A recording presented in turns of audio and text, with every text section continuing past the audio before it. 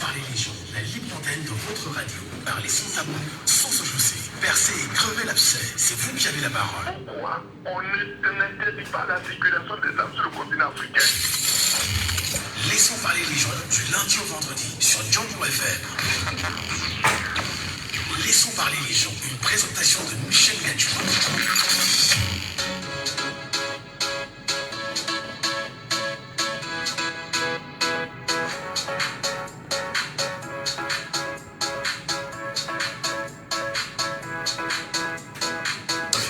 Régionalisation et sentiment d'appartenance des partis politiques au Cameroun qui donne le droit au Sud Cameroun d'empêcher l'entrée des partis politiques camerounais de s'y mouvoir. Le président du Social Democratic Front, dans le cadre de sa tournée nationale engagée le 6 avril dernier, Joshua Ossi a été stoppé net à l'entrée de Biwomboulou, département du Djaïlaba, dont le président Paul Biya est originaire. Des barricades posées sur la route barrant l'accès de tout véhicule. La caravane de l'homme a essuyé des vives altercations. Des chansons en langue locale sont entonnées. Les étrangers sont priés de rebrousser chemin car ils ne sont pas les bienvenus. Cependant, silence radio de Paul Atangandji, ministre camerounais de l'administration territoriale, habitué de menaces. Promotion de la violence ou encore promotion de la violation des textes au Cameroun. Exclusion sociale ou haine des autres Camerounais. Motivation du tribalisme de la division. Chantage exclusif au regard des enjeux de 2025 qui ne donne aucune victoire au parti au pouvoir de Paul Biya, dont le président Paul Biya est le président national. Que dit la loi fondamentale et la loi portant création des partis politiques au Cameroun? Sommes-nous dans l'ère de la suprématie tribale désormais au Cameroun? Comment s'exclure de pareilles dérives de nos compatriotes du Sud? C'est bien évidemment le premier sujet de votre libre antenne de ce matin. Laissons parler les gens. Premier sujet. Et pour revenir bien évidemment au deuxième sujet plutôt, voilà, c'est très important de le rappeler. Dans 13 jours, le Cameroun célèbre la fête de l'unité nationale. Unité nationale est base véridique d'un projet de vivre ensemble. 52 ans après, quelle est la lecture du peuple camerounais? Unité forcée ou renforcée par des mécanismes particuliers? Sentiment de vivre ensemble ou de fraternité nationale? Le renouveau a-t-il construit depuis son arrivée un idéal social pour le peuple camerounais francophone et anglophone? Que célébrera-t-on en faisant le bilan en l'état actuel du climat social toujours tendu entre le Cameroun occidental et le Cameroun oriental? Du référendum engagé par Amadou Ahidjo aux accords de Fumban, l'histoire d'une crédibilité des actions, des faits et l'avenir voulu en ce temps-là ne s'impose-t-elle toujours pas à date? Mesdames, Messieurs, bienvenue à chacun, bienvenue dans la libre antenne, bienvenue avec l'émission Laissons parler les gens. Laissons parler les gens, libérons la parole. Et nous libérons la parole ce matin, tout en saluant Perrin Fonja qui est à la technique. Je suis Michel Gadjou au micro et vous à l'écoute, mesdames, messieurs. L'instant vous est consacré naturellement pour nous appeler. Juste le temps de donner les contacts téléphoniques qui vous permettront de nous avoir en direct. Vous avez le 6 74 39 79 04, 6 74 39 79 04 ou le 6 59 92 48 83, 6 59 92 48 83, ou encore vous nous appelez via WhatsApp simplement. Le WhatsApp de l'émission c'est le 6 91 98 60 98, 6 91 98 60 98. Et nous avons déjà un auditeur, le tout premier en ligne ce matin. Bonjour. Bonjour Michel. Bienvenue au maillot jaune permanent, Raoul depuis Edea. Bienvenue ce matin, chers frères. Alors, qu'est-ce qui s'est passé hier dans le sud du Cameroun? Qu'est-ce qui peut justifier le comportement de nos compatriotes de Biwomboulou, le village de Paul Biya, interdisant naturellement au chairman du SDF, Joshua Ossi, de s'y mouvoir? Comment interprétez-vous le comportement de ses frères du Cameroun? Mais Michel, nos frères, c'est pas du tout qu'ils agissent comme ça. C'est une affaire qui date de longtemps et qui dure de longtemps. Mais ils n'ont jamais été intervenus. Vous voyez, chez eux, quand ça ne les arrange pas, ils brûlent. ils donnent la sous-préfecture, hein, il n'y a pas de problème. Si ils sortent eux là, non, il n'y a pas de problème. Ils tapent même les étrangers, tapent leur boutique et emportent seulement les parles chez eux. Non, il n'y a pas de problème. C'est une histoire que le gouvernement a entretenue depuis. Mais c'est clair, même un aveugle, ça frappe à l'œil. C'est le pouvoir en place qui fait tout ce montage. Donc, qu'est-ce que le pouvoir en place? Les hommes politiques de cette région-là, qui les a dit que le pouvoir c'est pour eux éternellement. Et c'est que Dieu a donné. Donc ils étaient assis comme ça, un matin, Dieu a pris le pouvoir, Dieu les a donné. Et on les a mis dans la tête que c'est pour eux. C'est que le matin, là, si chacun prend d'Ontol, prend d'Ontol et fume un peu de cigarette, non, c'est fini. Mais c'est une histoire. À 2024, on peut trouver ça dans un pays normal comme le Cameroun. C'est les histoires anciennes. En 2018, on a vu ça. 2017, 2015, 2016, 2018. On a vu ces choses même. Quand le MS est entré dans le développement. Mais Michel, c'est une habitude. Est-ce que le ministre, l'homme à la musique là, mais il ne voit pas ça. L'homme à la musique n'est pas là pour promouvoir l'intérêt national. Il n'est pas là pour promouvoir l'unité nationale. Il est là pour avoir, pour la discourir sur les têtes des journalistes opposants. Vous voyez, le 1er mai, on a arrêté les journalistes. Le 3 mai, le jour de la journée internationale. On a arrêté les journalistes. Vous voyez qu'ils veulent museler tout le monde. Vous voyez, ils veulent museler tout le monde avant 2025. Tout ça, c'est prévu. Ils ont un plan dans leur tête. Sinon, le LDP aurait déjà donné le nom de son plein candidat. Ils ont un plan. Je ne sais pas si c'est matériel, c'est bienvenu, mais dans le fait qu'ils ont un plan. C'est qui est sûr. Donc, quand ils font ça, il y a pour promouvoir, comment on appelle encore ça? Donc, les frères ne tiennent pas entre eux. Vous voyez que ce baratis était aussi violent.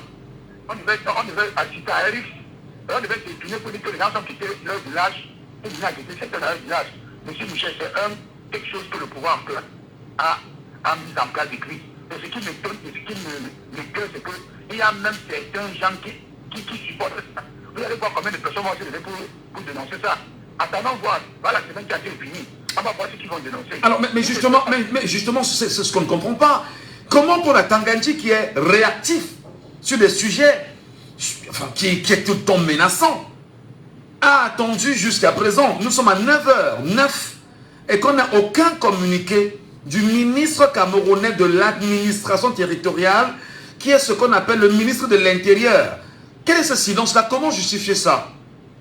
Mais Michel, maintenant vous voyez maintenant, les yeux Camerounais sont ouverts. On voit maintenant comment est-ce que depuis les années, ils auraient été... Est-ce que nous disons ça, ils auraient été prêts? Parce qu'elle faisait ça, on le sait, on se prend pas de ça. Est-ce que vous savez, dites au ministre des Finances, qui a peut-être le SNS qui a un peu fait un courant, je dis non, en bandant maintenant, dites là maintenant, il y a l'heure aussi là. Ça va faire 2 secondes. Voilà, directement pour là-bas. Comme c'était les animaux, comme c'était pas les personnes humaines. Le ministère est à mission. Le ministre n'est pas là pour le bien. Le ministre n'est pas là pour l'intégrité nationale. Le ministre n'est pas là pour que l'instant devienne peuple. Non. Le ministre n'est pas là pour il n'est pas là pour ça. Il est là pour intimider. Il est là pour frayer les marches. Il est là pour faire les rassemblements. Je vous dis que 2025, voilà, ils sont en mission. Et chaque jour, nous aurons, vous voyez qu'aujourd'hui, là, un journaliste a été tué. Là-bas, il fait, excusez-moi du gros mot. Jusqu'aujourd'hui, on a été chercher la café. Il y a quelque chose à faire. Le lendemain, on le regarde et dit, monsieur Michel, nous savons où nous allons. Si on les libère pas maintenant, même les journalistes là, sont en prison. Parce que les journalistes, c'est grave. On va les museler. On ne veut pas que 2025, c'est de voir que c'est rouge. Parce qu'ils sont en train de préparer un plan. Il doit être machiavélique. Ils sont en train de préparer un grand coup. Attendons seulement, monsieur Michel, vraiment, nous devons plutôt promouvoir l'activité, le vivre ensemble à la veille du 20 mai. Vous voyez ce que ça donne? Et un parti quoi? C'est quel parti? Un parti qui, on dit que c'est un parti qui est plus anglophone. Vous voyez que eux-mêmes cherchent des anglophones. Vous voyez que l'unité et tout, ouais. Maintenant, on donne le temps aux Amazoniens. Maintenant, il y a quelque chose. Maintenant, on va donner aux Amazoniens. Donc, pas que nous sommes contre les Tunies, pas que nous sommes pour les Tunies. Non. Ce sont les gens qui devaient même revenir dans la paix. Parce qu'il y a un problème profond. Comment un parti qui peut être un parti anglophone peut-être refoulé dans le sud et à quelques jours du fait de l'unité nationale? Monsieur Michel, le Cameroun a encore rien, il y a encore plein de choses devant nous. monsieur Michel. Voilà, merci infiniment, cher monsieur. Bonjour encore à vous. Et bien évidemment, chacun prendra la parole ce matin. Et nous saluons nos nombreux Camerounais qui nous regardent ce matin sur Facebook en vous rappelant simplement que si vous tentez de nous avoir, n'hésitez pas, le contact téléphonique est simple, via WhatsApp, c'est le 6 91 98 60 98. 6 91 98 60 98 pour réagir à l'émission via WhatsApp ce matin. Et nous parlons de cette question. Nous regardons ce qui s'est passé hier au niveau du Sud Cameroun, bien précisément à Biwomboulou, département de Djailobo, qui est le département de M. Paul Biya lui-même, dont les Camerounais de ce côté ont choisi d'ériger des barricades empêchant aux social-démocratique francs, notamment à Joshorsi et ses équipes, d'y avoir accès. Ce n'est pas la première fois. Qu'est-ce que cela vous explique comme commentaire, madame, monsieur? Comment en venir, bien évidemment, à une exclusion, du moins à éradiquer ce type de comportement? Sommes-nous dans le chantage? En réalité, est-ce qu'on est là dans la motivation du tribalisme, même de la division? Est-ce qu'on est là dans l'exclusion sociale, la promotion de la haine, qui jusqu'ici reste bien évidemment punie, mais sévèrement par la loi au Cameroun? Est-ce qu'on est là en même temps dans une promotion de la violation des textes au Cameroun? Nous en parlons véritablement. Appelez-nous et exprimez-vous, madame, messieurs, ce matin.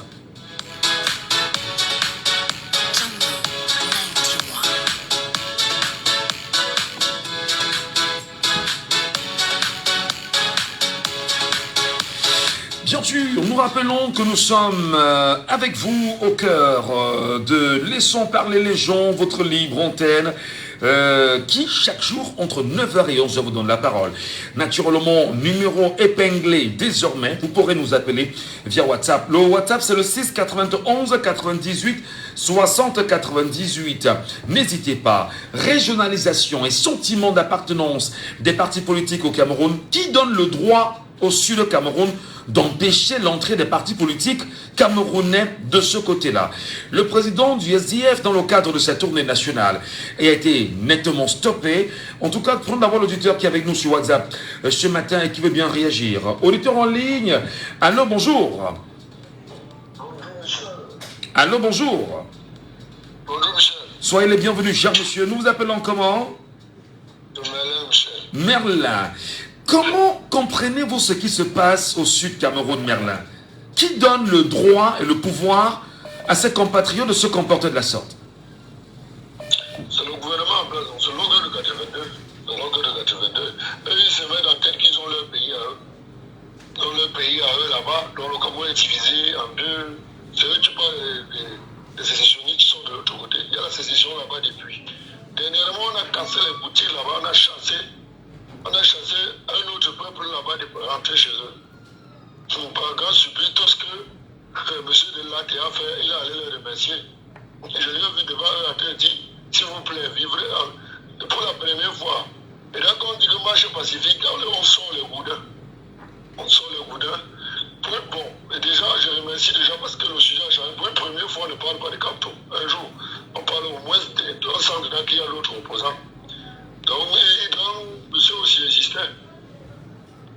Donc, bon, c'est pour dire, bon, ce n'est pas pour sortir du sujet, mais ces gens-là, ils ont pris un pays de l'autre côté là-bas.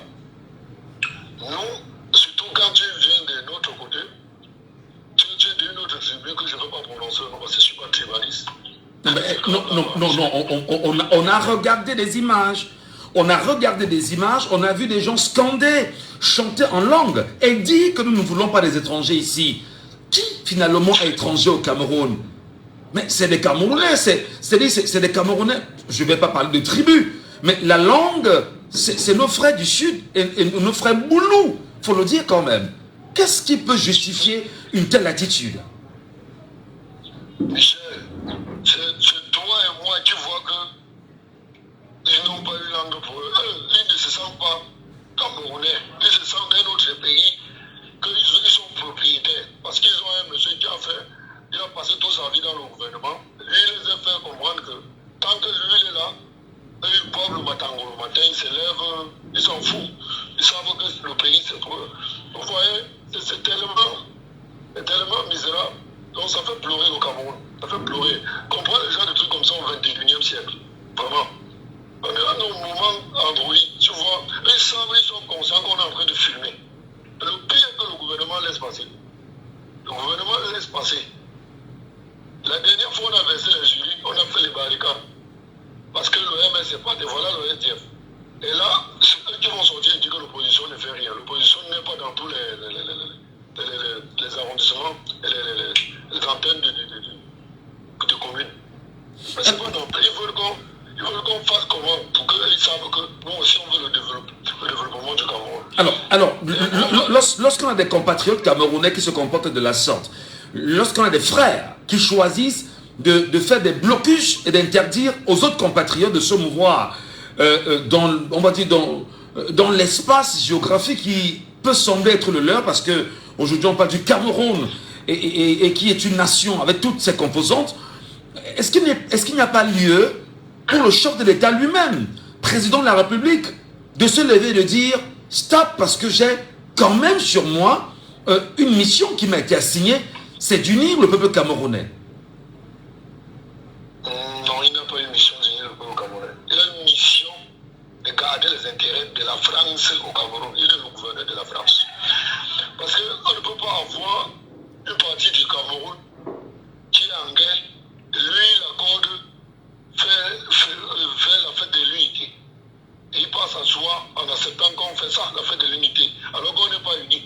Il accepte et on dit que lui, il est là pour l'unité. Il n'a jamais été là pour l'unité du Cameroun. Il n'a jamais été là pour l'unité du Cameroun. Il est là pour l'intérêt de la France. Que lui, il dit qu'il est l'élève de la France et qu'il dit qu'il va rendre compte à la France. Très bien. C'est ça. Regardez les concrétés que l'on fait. On sent déjà qu'on veut être indépendant. On fait les bananes plantées, on mange. Tu vois, la France là arrive avec le cacao, qu'on dit que c'est 5 000. Le cacao, en Côte d'Ivoire, il ne peut pas aller là-bas acheter à 6 000. On veut lancer les gens pour planter le cacao. Dans 3 ans, ils vont rentrer encore acheter à 20 francs. Et tu vas acheter une plante de chocolat blanc à 2500.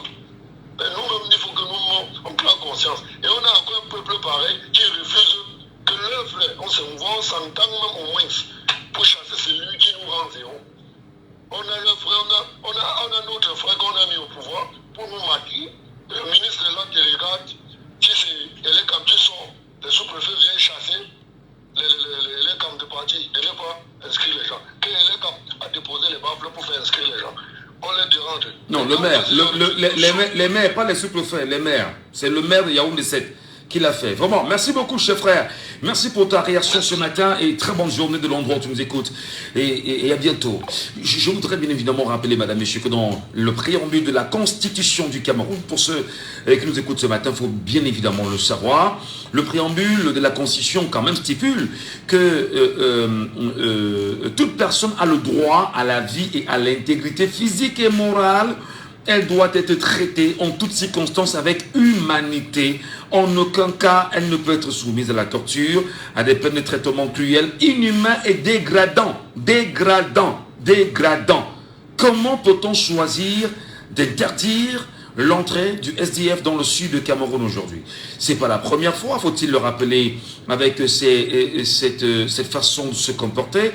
Jean de Dieu Momon, souvenez-vous, lui qui aujourd'hui appartient, on va dire, au gouvernement camerounais, alors qu'il était opposant, c'était bien sûr vu barrer l'accès en Vomeka, le village pour de Paul Biya, malgré son essence, lui qui parle très bien la langue boulou. On va également rappeler que en 2019, le MRC, le Mouvement pour la Renaissance du Cameroun, a été interdit d'accès, bien évidemment, là-bas. Esther et Bolova, on n'oubliera pas que l'Union démocratique du Cameroun a plusieurs fois subi moralement et physiquement le martyre de sa volonté de s'installer dans la région natale de Paul Biya, à Ambam et à Sormelima. Alors finalement, y a-t-il des Camerounais qui décident au Cameroun de ce qu'ils veulent, de ce qu'on doit faire dans leur environnement? Est-ce qu'on n'est pas là aujourd'hui dans ce qu'on appelle la régionalisation des partis politiques, qui est encore un motif de division, diviser pour mieux régner? Dit par exemple, mon parti politique appartient à telle région, mon parti appartient à telle région ou encore à telle tribu ou à telle contrée. Est-ce qu'on n'est pas là, bien évidemment, dans une guerre protégée, entretenue, enfin, quand je dis guerre, excusez-moi, dans une méthode entretenue en vue de davantage éloigner les Camerounais des fondamentaux leur permettant de vivre ensemble. Alors, madame, messieurs, nous vous écoutons ce matin, c'est très important que vous preniez la parole et qu'on sache exactement quelles sont vos analyses sur la question. On a bien évidemment un auditeur avec nous sur WhatsApp ce matin. Allô, bonjour. Allô? Bonjour. Bonjour. Soyez les bienvenus, cher monsieur. C'est Durel. La voix ne trompe pas. Ouais, bonjour. Oui.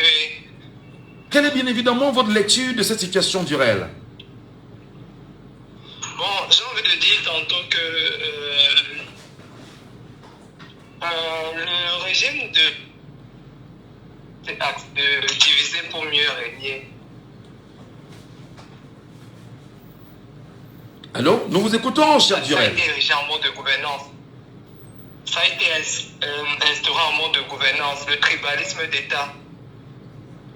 Voyez-vous, dans des postes stratégiques, parce qu'il faut avoir une relecture de ce qui se passe au Cameroun, dans les postes stratégiques, M. Biya a mis dans la tête de ses frères que c'est leur affaire. Et donc ça appartient essentiellement à un peuple particulier. Donc ça ne nous étonne pas quand peut-être certains élites haut placés, haut commis de l'État, font croire à leur population que, comme leurs frères aux affaires, aucune autre personne ne peut peut-être avoir un mandat ou alors devenir là-bas peut-être pour faire la promotion de son parti. Parce que lui-même étant le chantre du tribalisme, parce qu'il faudrait qu'on le dise, le premier tribalisme, le premier sécessionniste, il faut dire. Non, parce qu'il faut le dire. Est-ce qu'on devrait vous laisser le dire, Durel? Oui, on vous laisse. Oui, je suis d'accord. Nous sommes d'accord, Durel. Pour comprendre qu'au Cameroun, je ne suis pas censé. Je suis censé être partout au Cameroun. Durel, lorsqu'on parle quand même de la souveraineté de l'État du Cameroun, il faut quand même rappeler que le Cameroun est un peuple souverain. Le chef de l'État a une mission qui est naturellement portée. C'est ce qui est dit, c'est ce qui est dit. Oui. Il est l'élu de la nation tout entière et il incarne l'unité nationale. Quand même, dit qu'il est sécessionniste, c'est assez osé quand même. Vous ne croyez pas vous-même en ce que vous dites. Parce qu'on en voit, qu'est-ce que ça fait, quelle image ça renvoie quand on comprend les rentrées chez vous. Donc chez moi, au Cameroun, c'est censé être mon village uniquement. Je suis centré chez moi n'importe où je me trouve au Cameroun. Et ce sont les applaudissements de ces gens-là qui disent tantôt, on fait la promotion de vivre ensemble. Quel vivre ensemble? Où le Cameroun ne se sent pas chez lui n'importe où. Quel vivre ensemble? Et quelques temps bientôt, on va célébrer la fête de l'unité nationale. Oui. De quelle unité parle-t-on? Quand peut-être les frères du SDF ne peuvent pas venir jusqu'ici faire la promotion de leur parti. Et tout ça sur les applaudissements. On attendait maintenant le ministre de l'Intérieur pour servir, pour frapper en disant que non, voilà, les muscles de l'État et tout. Ils sont subitement absents parce que ça les arrange. Et on le dit souvent qu'ils ne disent rien comme ça. Ça veut dire que ça les arrange. Alors, alors qu'est-ce qu'on peut faire? Qu'est-ce qu'on peut faire véritablement pour que ce type d'agissement s'arrête et je dis de façon immédiate? On s'attendait au moins peut-être qu'il fasse un semblant pour condamner de pareils trucs, parce que c'est à répétition. On s'attendait qu'il y ait une sortie gouvernementale pour condamner ce genre d'attitude. Parce que ça n'honore pas l'image du Cameroun. Quand on est ici en Europe, quand on voit notre frère, on sait que c'est notre frère. Mais comment comprendre que des gens qui vivent les mêmes situations, les mêmes problèmes, disent à leurs frères que rentrez chez vous, parce que cette attitude se renvoie à rentrer chez vous. Le chemin est où au Cameroun? Donc le chez moi est censé être juste mon lieu d'habitation. Je suis censé être chez moi n'importe où. Et tout ça, ça me montre qu'il est le premier champ du tribalisme. Après, ce seront eux les premiers qui vont dire l'opposition c'est les tribalistes, alors que c'est eux qui instrumentalisent en mode de gouvernance. Mais ça ne passera pas. Je termine en disant inscription massive sur les listes électorales. Vote le moment opportun, surveillance du vote, défense du vote, on va balayer ce tribalisme d'État qu'ils ont institutionnalisé. Très bien, merci. Merci beaucoup Durel pour votre réaction ce matin au Standard. Passez une très bonne journée de l'endroit où vous êtes. Je travaille. Ça nous permettra naturellement de bien faire les choses. Poursuivons naturellement le débat ce matin avec vous, en réagissant spontanément au 614 39 79 04, qui donne le pouvoir aux Camerounais originaires du sud du Cameroun d'interdire l'accès dans cette partie du Cameroun aux autres partis politiques de ce pays. Est-ce qu'on n'est pas là, bien évidemment, dans une promotion réelle de la violation de la loi connue? Comment comprendre en même temps, au moment où nous parlons, le silence de Cap, oui, de Paul Atangandji, qui jusqu'ici n'a pas encore dit mot sur la situation? Ne devrait-on pas le réveiller, probablement, de son sommeil, en lui rappelant que voilà un fait sur lequel nous attendons sa réaction, et nous attendons justement de voir ce qu'il dira, bien évidemment, au peuple camerounais. Ne peut-on pas également rappeler que la constitution camerounaise est claire sur cette question? Auditeur en ligne, allô, bonjour. Oui, bonjour Michel. Bienvenue, cher Félix, ce matin. Vous allez bien, je l'espère? Non, très bien. Allez, bien évidemment, le sujet est assez sensible quand même ce matin, mais qui donne le pouvoir à ses compatriotes du Sud Cameroun de se comporter comme tel. Pourquoi cette exclusion sociale et même de la promotion de la haine vis-à-vis des autres partis politiques camerounais et des Camerounais? Non, mais c'est l'ordre de 82. Vous pensez que ces gens-là ne voient pas? Hein? Ils voient ce qui se passe. C'est l'ordre de 82. Ce sont ces oligarques qui manipulent les populations de ce côté pour s'élever contre les autres partis politiques, disant que non, ça c'est la région natale du président de la République et qu'aucun parti ne peut émerger de ce côté. Donc, mais en quoi est-ce que la région du président de la République devrait empêcher les autres Camerounais de venir faire battre campagne là-bas chez lui? C'est écrit où? Le problème c'est qu'ils ne veulent pas la face visible, la réalité de la province natale de M. Bia. Ils savent que s'il y a un décès politique du MSC de ce côté, les populations sortiront massivement. Et c'est ce qu'ils ne veulent pas. Les gens souffrent de ce côté. C'est-à-dire que ce côté est la région la plus pauvre en infrastructure routière au Cameroun. C'est la région la plus pauvre. Regardez, vous n'avez pas vu de ce côté comment une dame est sortie, je crois il y a des places quoi ça. Vous êtes plein de une dame qui est chef de village de ce côté. Vous êtes plein de l'état des routes de ce côté. Et ils ne veulent pas, parce que mon frère, quand vous mentez, si un parti politique comme le MSC organise un politique de ce côté, les populations sont massivement. On vous dira qu'en réalité, Paul Ghana n'a jamais gagné d'élection dans ce pays. Voilà la face cible de la région du Sud. Et c'est ce qu'ils ne veulent pas. Ils ne veulent pas voir ça. Ils disent que jamais, ils ne feront pas, ils ne feront ça de leurs yeux. Parce que c'est terrible. C'est ça qui les fait peur. Vous pensez que c'est quoi? Il n'y a rien qui les fait peur en dehors de cela. Mais on a bien envie de comprendre quand même, chers frères. On a envie de comprendre le fond de cette situation. Comment peut-on laisser promouvoir cela, parce qu'on sait quand même que c'est une violation flagrante quand même, on va dire ici, des textes en matière de liberté, de mouvement des partis politiques au Cameroun. Pourquoi ne pas sanctionner immédiatement? Non, vous savez, nous sommes en dictature. Et en dictature, la loi ne se fait pour les autres. Donc, la loi ne les concerne pas. Vous savez, donc on est dans un pays qui est dit démocratique. Il y a une loi pour certains et il y a une loi pour d'autres. Ou du moins, il y a l'application de la loi pour certains et l'application de la loi pour d'autres. C'est ça. Oui, pour la même loi. Évidemment. Vous voyez que le RDP qui fait les manifestations, parfois ils vont même barricader les routes. D'ailleurs, vous avez vu cette organisation de pyromanes incendier une sous-préfecture. Mais mon frère, imaginez que c'était incendier une sous-préfecture. Ils sont en liberté. Je dis que ces pyromanes sont en liberté. La loi c'est pour les autres. Mais vous pensez que nous sommes en une démonstration de la dictature. Et pendant une élection dans les partis de pyromanes, ils se sont fâchés à l'incendie sous préfecture. Vous les avez vu l'acte de Baptiste Gaboudé. Comment ils ont barricadé la route, une route nationale, mon frère. Les voitures ne sont pas passées, il y a eu un flocus. On a vu un commandants de brigade, négocier avec les pyromanes, les suppliants de libérer la bonne a vu mon Dieu, mais pour cette fois-là, imaginez que c'était un parti politique. Ce que cela pourront complètement des 30 ans de 10 ans. Voilà les plus beaux puissants, les poursuiveurs Fouguet. Non, mon frère, mais vous parlez, vous parlez.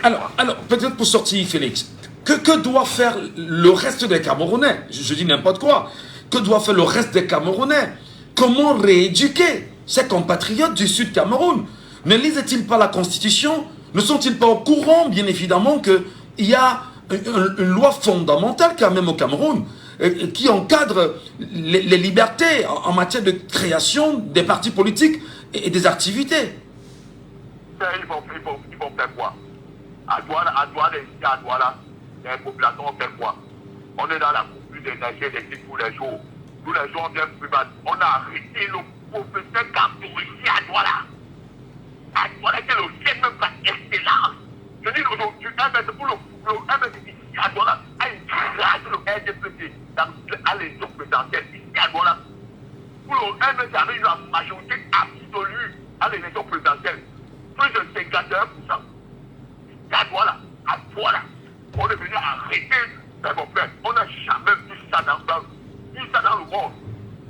Dans le chef par excellence, d'une deuxième élection présidentielle, on est venu là arrêter le leader, le mettre, le barricader, le violenter, la montagne de Yaoundé, le jeter en prison. Jamais vu.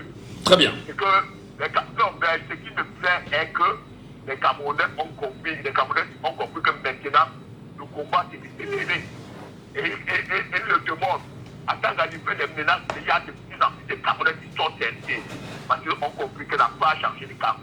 Donc, ce qu'on a fait, c'est de arrêter un président, un deuxième élection dans maintenant. Donc, dans le pouvoir, voilà. c'est passé. Merci. Merci infiniment, Félix. Très bonne journée à vous. Et puis, je vais retourner sur WhatsApp parce que il y a des auditeurs qui nous écoutent sur WhatsApp également, qui nous attendent. Allô, bonjour. Alors, bonjour Monsieur Michel, comment vous allez? Je vais bien, je suis là. Et nous sommes à la radio ce matin. Alors, nous vous appelons comment? Monsieur Edouard. Monsieur Edouard, voilà. Quelle est bien évidemment votre observation? Est-ce qu'on n'est pas là dans ce qui se passe dans le sud Cameroun, notamment dans le village même de Paul Biya, président de la République depuis 42 ans aujourd'hui, avec le comportement de ses compatriotes de ce côté, dans une sorte de régionalisation et du sentiment d'appartenance des partis politiques au Cameroun? Qui leur donne le droit d'empêcher les partis politiques camerounais d'y avoir accès? Bon, en fait, moi, ce que je voudrais dire à mes frères camerounais, c'est surtout de faire attention de ne pas tomber dans ce piège-là, parce que nous savons que ce régime courra sa fin, donc ils sont prêts à essayer toutes les tentatives pour nous embrouiller. Parce que je ne pense pas que les élites du Sud représentent tous les habitants du Sud. Vous voyez un peu? Oui. Parce que la population, même la pauvre population qui est au fin fond du... Vous souvenez d'une image d'un chef à qui on était venu remettre les seaux pendant le Covid? Il a dit carrément que non. Il est mort il y a 2 mois environ. Je pense il y a 1 ou 2 mois environ. Voilà. Voilà, le monsieur, il a dit merci au chef de l'État, ce n'est pas de ça que nous avons besoin. Il a voulu dire sa pensée. Vous savez ce qu'on lui a fait par la suite? On s'en souvient très bien. Oui, on s'en souvient très bien. Oui, c'est pour vous dire que soyons indulgents envers nos pauvres frères du Sud, parce qu'eux aussi sont embrigadés dans ce système diabolique. Moi, c'est comme ça que je vais l'appeler, parce que c'est une poignée d'élites dans cette zone-là qui agissent, et ils n'agissent pas au nom des pauvres populations. Je voudrais que nous ne tombons pas dans ce piège, parce qu'ils veulent créer une situation où, si nous ne sommes pas vigilants, regardez ce qui s'est passé dans la diaspora de 2018. Ils nous ont cogné les têtes ici, M. Michel. Donc, ce qui les fait peur, c'est que cette fois-ci, la diaspora n'est pas en train de bagarrer avec elle-même. Ceux que nous avons l'habitude d'appeler ici les sardinats, eux, ils ont compris que c'est peine perdue, c'est pas la peine. Donc, c'est pour ça que vous avez vu, même au niveau de l'inscription sur les listes, pourquoi en 2018, ils n'ont pas imposé les mêmes règles qu'ils ont imposées cette fois-ci? C'est parce qu'ils savaient, ils ont su qu'en 2018, moi, par exemple, je n'ai pas voté, moi, ça ne m'intéressait pas. On savait que c'est seulement quelques soit patriotes, soit disant patriotes à qui ils avaient donné de l'argent, qui venaient voter pour le RDPC. Donc ça les arrangeait. Donc maintenant que les données ont changé, c'est pour ça qu'ils veulent tout brouiller. Donc s'il vous plaît, mes frères Camerounais, ces gens ne représentent pas nos pauvres frères du Sud. Parce que quand c'est-à-dire pour vous, il y a donc des élites qui choisissent de manipuler les populations du Sud, population inconsciente, population complice ou bien? Non, les populations ne sont pas complices, monsieur Michel. Elles ne sont pas inconscientes. Elles savent bien au juste, elles savent ce qui se passe. Je vais vous dire, j'ai vu une vidéo ici où il y a quelques membres du, je ne sais pas si c'était MSC, ils étaient du Sud, ils ont fait une vidéo pour dire qu'ils en ont marre. Ils ont fait une vidéo pour dire qu'ils en ont marre. Imaginez combien sont dans les quartiers, dans les bas-fonds là, qui pensent parler, mais qui ont peur. Parce que vous voyez, quand vous êtes du Sud et que vous n'êtes pas avec le parti au pouvoir, mais vous êtes l'objet d'une série de pressions qui ne dit pas son nom. Vous voyez un peu, regardez un peu, tous ces gars qui viennent de ce côté-là, les Valsero, les J.Remigon, vous voyez comment ils sont, c'est des gens à abattre. Vous ne pouvez pas partir de cette zone-là et être contre le système. C'est impossible. Donc, c'est-à-dire, on vous abat. Regardez ce qu'ils ont fait à Martinez-Zogo. Martinez-Zogo est de cette zone-là. Donc, c'est pour vous dire, nos frères du Sud aussi, ils payent le prix que nous. Donc, il ne faut pas qu'une poignée de personnes viennent poser un acte. Tout ce que nous avons fait, M. Michel, restons tranquilles, calmons-nous, amenons-les vers les élections. Là où le professeur Maurice Kamto est en train de les amener là, c'est à l'abattoir et ils savent. Ne nous précipitons pas. Ils vont appuyer sur tous les boulons. Restons tranquilles. Ne répondons pas. Ne tombons pas. Alors, c'est un boulon appuyé par qui? Par ces élites? Par le parti au pouvoir? C'est le parti au pouvoir. Nous savons tous ce qu'ils sont en train de faire. Donc ne tombons pas dans ce qu'il y a. Tout ce que nous allons faire, continuons à motiver déjà comme vous faites là. Bravo. Inciter les gens à aller s'inscrire. Ils savent que c'est là-bas. C'est le point final. Quand les gens vont s'inscrire, on va aller voter et ils vont lire les résultats. C'est là alors que leur vraie sanction va tomber. Ce n'est pas compliqué. Moi, je peux pas. Moi, j'ai pas un problème avec mes frères du Sud. Moi, quand je rencontre un frère du Sud, on n'a pas de problème. Voilà. Très bien. Donc, moi, je pense pas qu'on ne doit pas tomber dans ce piège, M. Michel. Très bien, Edouard. Merci beaucoup. Je voudrais rappeler que moi aussi, je suis père des enfants issus du Sud, de Biwambane précisément. Merci beaucoup, bonne journée à vous là-bas. Prenons un auditeur avec nous. Allô, bonjour. Oui, monsieur Ngatou, bonjour. Soyez les bienvenus sur votre radio. Nous vous appelons comment? Oui, Bobo Boris, bienvenue ce matin. Oui, on ne sait pas où vous êtes passé. Très bien. Comment appréciez-vous cette actualité quand même brûlante qui donne l'autorisation aux compatriotes camerounais de manipuler d'autres compatriotes camerounais du Sud Cameroun? Pourtant, lorsqu'on retourne dans le livre de feu Charles Ateba Ayene, le paradoxe du pays organisateur, on est quand même tenu à comprendre que le Sud Cameroun est l'une des régions les plus pauvres en matière de développement au Cameroun, mais pourtant, c'est la région du chef de l'État et ce sont les mêmes compatriotes qui sont manipulés pour pouvoir interdire l'accès aux autres partis politiques dans cette partie du Cameroun. Qui leur donne ce droit?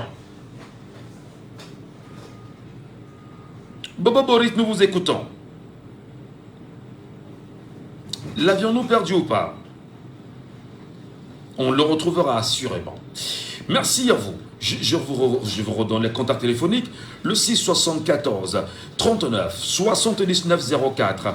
Insistez bien sûr sur cette ligne-là.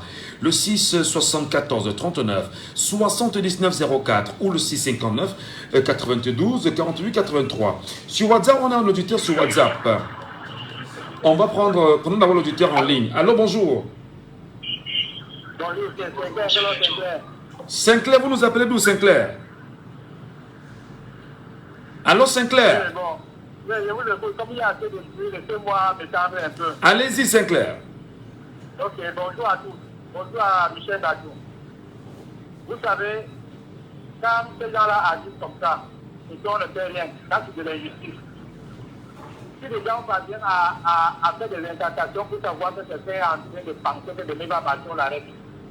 Et que quelqu'un vient barrer la route, pas une seule fois, pas deux fois seulement. Et qu'il n'y a pas de réaction, ça veut tout juste dire que le gouvernement apprécie, nourrit et fabrique ce genre de personnalité. Je parlais encore un autre exemple très dangereux.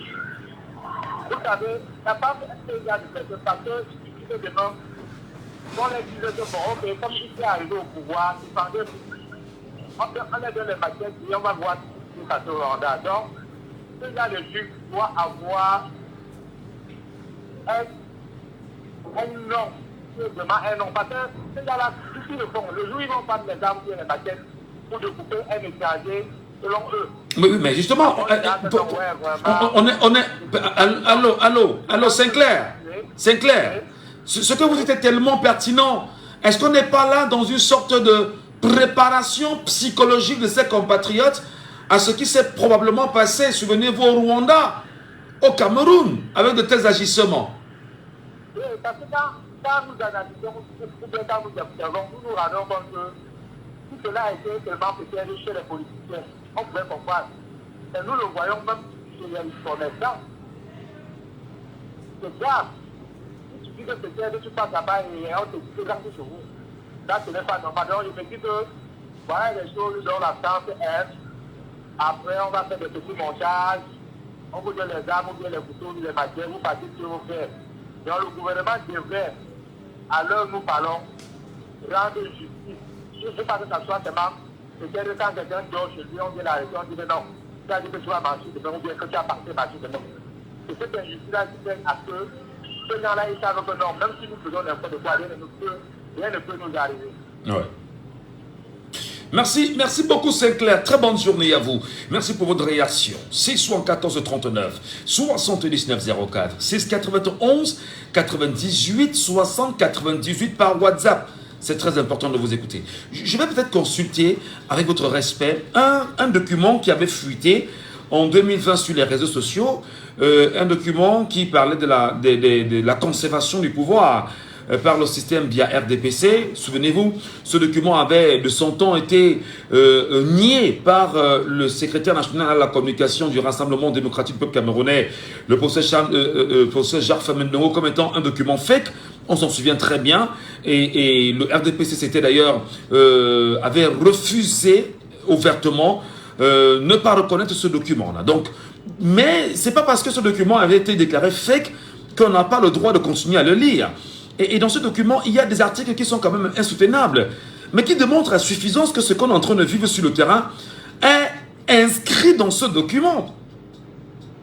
C'est-à-dire que tout est inscrit dans ce document. Est-ce qu'on n'est pas là, bien évidemment, sous des actions du renouveau camerounais, qui sont de nature à diviser davantage le peuple camerounais? Prenons l'auditeur en ligne. Allô, bonjour. Allô? Allô? Il n'est pas avec nous. Il n'est pas avec nous. Appelez-nous bien évidemment sur WhatsApp. Hein. N'hésitez pas. Au 6 91 98 60 98. Et nous avons bien sûr un auditeur sur WhatsApp ce matin. Bonjour. Oui, bonjour, monsieur Gacho. Oui, bonjour. C'est Elepaco. Oui, bien sûr, bien sûr. Bienvenue, cher frère. Bonjour. Bienvenue à vous, Elepaco. Je voudrais avant, bien évidemment, que vous nous preniez la parole, le dire, lorsqu'on dit dans la loi du 19 décembre 1990 portant création des partis politiques, que les partis politiques sont des associations qui concourent à l'expression du suffrage. Les partis politiques se créent et exercent librement leurs activités dans le cadre de la Constitution et de la présente loi, qui donne le pouvoir à ces Camerounais du Sud Cameroun de faire ce qu'ils sont en train de faire et ce qu'ils ont fait au SDF hier encore. Et les PACO. Oui, monsieur Gacho, vous savez, c'est un phénomène récurrent et vous le savez, depuis 1992, nous vivons ces situations régulièrement. Mais notez que de toutes les populations du Cameroun, ce phénomène n'est visible que dans la région du président, dont le sud, le centre, bon, c'est rarement à l'est. Donc voilà ce que je souhaitais dire là-dessus, parce que la réalité c'est que c'est un, comment on appelle ça, c'est un souffle-douleur qu'on a envoyé à ces populations par rapport à, comment on dit, à l'abandon dans lequel les élites du sud les ont laissés. Donc on les a laissés là dans la misère et on leur fait croire que c'est eux qui dirigent le Cameroun. Et pour leur montrer cette toute-puissance, ils sont capables de se lever le matin et dire vous allez tous fermer boutique, ou bien rentrer chez vous, ou bien vous ne pouvez pas venir faire de la campagne électorale. Ça leur donne un sentiment de puissance que c'est eux qui dirigent le pays. Et du coup, jusqu'à l'heure actuelle, il faut bien regarder le Cameroun. Ce n'est que dans cette région qu'on voit ce genre de phénomène. Bon, moi, j'ai commencé là-dessus parce que je tenais à répondre directement à votre question. Mais sinon, M. Gadjou, j'aimerais lancer un appel. J'aimerais lancer un appel parce qu'il y a eu au tribunal le jugement de l'affaire Martinez-Zogo. Je demande à tous les journalistes du Cameroun, et surtout tous ceux qui sont à l'étranger, il y a des puissants journalistes camerounais à l'étranger, de joindre l'appel de Michel Gadjou pour appeler à prendre les cartes d'électeurs. Si vos journalistes, si on ne voulait pas finir comme Martinez-Zogo, appelez à prendre les cartes d'électeurs. Je demande à toutes nos femmes journalistes là, si vous ne voulez pas finir comme Monique Komateke, dont on a fêté, Yuri, dont on a célébré l'anniversaire de la mort il y a quelques jours, et joignez le combat. Tous ceux qui ne veulent pas finir dans la barbarie de ce régime, joignez le combat parce que c'est vraiment très grave. Et le sujet que vous évoquez aujourd'hui, justement, est en train de le prouver. Donc je dis, vu ce qui s'est passé hier au tribunal, nous savons maintenant que tous ceux qu'on a arrêtés n'étaient que les petites mains de la dictature. Les vrais commanditaires de ces crimes sont en haut lieu. Il faut le savoir. Pour moi particulièrement, le verdict est déjà tombé. Ce qu'on a arrêté là, c'était que les exécutants, les commanditaires sont à étudier. Voilà ce que je t'ai dit là. Maintenant, pour revenir à votre sujet, je ne sais pas si on lorsque vous avez fait bien sûr votre coup de gueule, disons-le ainsi, j'ai également l'obligation en tant que journaliste de vous rappeler que les procès qui sont pendants en justice ne devraient pas forcément être commentés parce qu'en fait la loi nous interdit de le faire. Sinon, ce sujet de Martinez-Zogo, puisque le procès déjà il est en justice, on ne peut pas en parler aujourd'hui. Vous êtes libre en tant que Camerounais de dire ce que vous aviez à dire, mais nous rappelons que la justice camerounaise doit faire son travail tout en restant transparente et nous n'avons aucunement le droit d'influencer les décisions d'un quelconque juge. Pour passer, et maintenant revenir au sujet véritablement, avez-vous le sentiment que ces frères du Sud Cameroun, il y a quelque chose à faire pour qu'ils arrêtent cette attitude-là qui n'est que pernicieuse pour l'image de l'unité nationale qui se célébrera encore dans les jours à venir au Cameroun? Monsieur Michel Gadjou, vous savez, notre pays est comme une poudrière. Je dis que le Cameroun est un volcan endormi. Je ne sais pas si je peux vraiment aborder ce sujet à l'antenne, parce que c'est vraiment plus grave que ce qu'on ne pense. Je vais essayer, mais si allons-y très rapidement, parce qu'il y a tellement de Camerounais qui veulent réagir à ce sujet-là. Voilà, donc je voulais vous dire, je disais que le président Paul Biya, dont on appelle pour résoudre le problème là, il est issu de l'Institut des écoles des Outre-mer. Son plus grand diplôme, c'est administrateur des colonies. Donc la façon dont il gère notre pays, il gère le pays comme une colonie, avec la même stratégie, diviser pour mieux régner. Donc quand on voit ce qui se passe au Cameroun, la France utilise les élites du Sud pour continuer à dominer le Cameroun. Et en contrepartie, les élites, et vous voyez bien que parmi tous les gens du Sud ne l'acceptent pas, mais il n'y a que les élites qui insinuent cette idée-là. Et pour les calmer, on peut en parler à l'antenne, pour les calmer, la France leur dit, écoutez, vous pouvez faire ce que vous voulez au Camerounais, à la limite, si vous arrachez le pouvoir, vous pourrez créer votre État. C'est pour ça que vous voyez actuellement, quelqu'un a dit là tout à l'heure qu'ils étaient dans un projet sécessionniste. Ce n'est pas faux.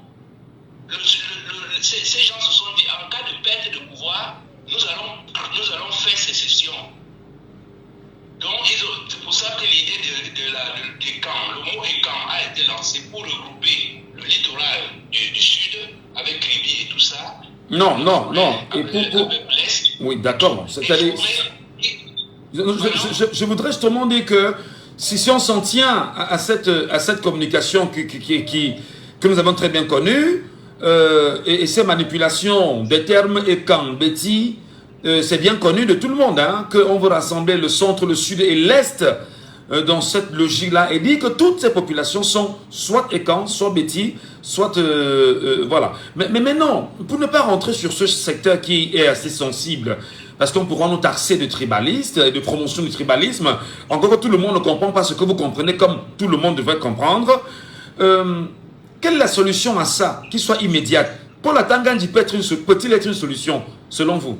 Mais pour la Tangandji et le travail, il est le bras séculier de son homonyme Paul Biya, donc il ne peut pas faire ce que, il ne peut pas aller à l'encontre du chef. Donc c'est pour ça que je vous disais l'autre jour qu'au lieu de s'occuper de ces vrais problèmes-là, il vient, depuis que ces jeunes frères posent ces actes dans le sud, ils n'ont jamais été condamnés. Et il y a même des grandes voix, il y avait des grands messieurs à Yaoundé qui faisaient les mêmes déclarations, mais ils n'ont jamais été condamnés. Aujourd'hui, on est en train de guillonner, comme on appelle le frère Elimbi Lobé, il se met dans les mêmes postures. Mais si on appliquait que les lois qu'ils ont votées dernièrement, mais Elimbi Lobé serait derrière les barreaux. Parce que ces gens tiennent des propos qui sont complètement inacceptables. Mais, je le dis encore une fois de plus, ce que l'élite du Sud dit à ces jeunes-là, pour les galvaniser, ils leur disent, si nous perdons le pouvoir, nous allons créer notre État. Et c'est pour ça qu'ils ont déclenché la guerre au Nozo, parce qu'ils veulent montrer que demain, s'ils créent ces sessions, ils ne sont pas les premiers. Les anglophones qui ont commencé, c'est pour ça que nous enclenchons nous apprenons le pas. Et d'ailleurs, pour vous confirmer ce que je vous dis, monsieur Gadjou, si vous regardez tous les investissements qu'il y a eu ces derniers temps, au lieu de développer le port en zone anglophone, on est parti plutôt développer Kribi. Ouais. Toutes les grandes réalisations qui ont été faites ces derniers temps, les barrages et tout, c'est dans le sud. Et vous verrez très bien qu'on est en train de construire à Ebolova une agence de la bière, de la banque centrale. Donc, c'est toutes les structures d'un État sont en place. Et il y a des centres de formation gérés par les Français qui sont en train de former des soldats dans la forêt de l'Est, à l'Iforme. Donc, tout ça, je vous dis, il y a quelque chose qui plane là, parce que, comme d'habitude, la France ne veut pas lâcher le morceau.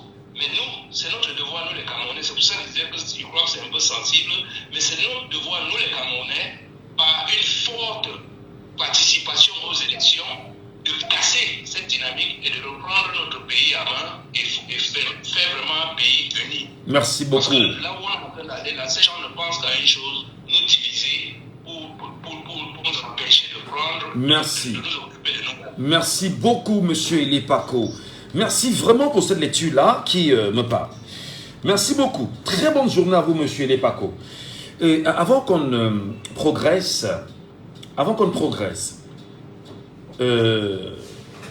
je pense que les propos de cet éditeur me choquent énormément. Dans le moi, dans le me, permettez que l'on parle un tout petit peu comme ça. Je dis encore qu'il y a un document qui a fuité sur les réseaux sociaux en 2020. Ce document parlait bien sûr de conservation du pouvoir de père en fils par le système RDP, bon je crois que c'est via RDPC, quelque chose comme ça. Et ce document avait été bien évidemment refuté par le SDR, le RDPC autant pour moi comme étant un document qui sortait de cette organisation-là. Et entre-temps, on sait bien évidemment que dans ce document, il y a des expressions qui sont bien réelles, où on vous dit qu'il faut s'arranger à promouvoir le mot Ekan, Beti et Boulou. C'est-à-dire qu'il faut s'arranger à ce qu'on ne parle que de ça. Et que ceux qui sont au centre, au sud et à l'est se reconnaissent comme étant dans cette logique-là. On peut donc comprendre en fait, aujourd'hui, bien évidemment, la sortie du procès Maurice Kamto devant le Conseil constitutionnel lors du contentieux post-électoral en 2018. On comprend très bien maintenant.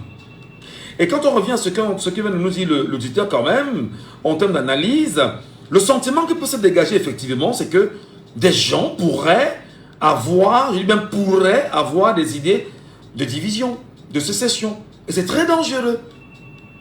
C'est pourquoi nous pensons véritablement aujourd'hui que ce qui est en train de se passer au sud Cameroun, c'est pas de la rigolade en réalité. C'est pas de la blague en réalité. on serait probablement dans une sorte de préparation psychologique de nos compatriotes, nos frères et sœurs de cette partie du Cameroun, a dit que nous avions perdu, allez, on va se replier sur nous et on va organiser ce qu'on a organisé pour nous-mêmes. Ça fait très peur, c'est très dangereux. C'est pourquoi nous pensons véritablement que l'éveil de conscience engagé, activé, actionné devra aller de l'avant. C'est très grave quand même. Prenons l'auditeur sur WhatsApp, permettez. Allô, bonjour. Allô? Oui, bonjour, bienvenue à vous, cher monsieur. Vous nous écoutez? Ok, on est parti pour vous dire seulement que ce qui se passe au niveau du Cameroun est que on a atteint un niveau que nos partis politiques d'opposition n'ont pas un rapport de force, c'est-à-dire qui peut influencer l'autre de 82, vous voyez un peu. Parce que ce sont des gens qui sont là, ils savent que l'opposition est trop faible. Et comme ils sont faibles, ils n'arrivent pas à dégager une force à s'opposer. Par exemple, je vous prends un cas.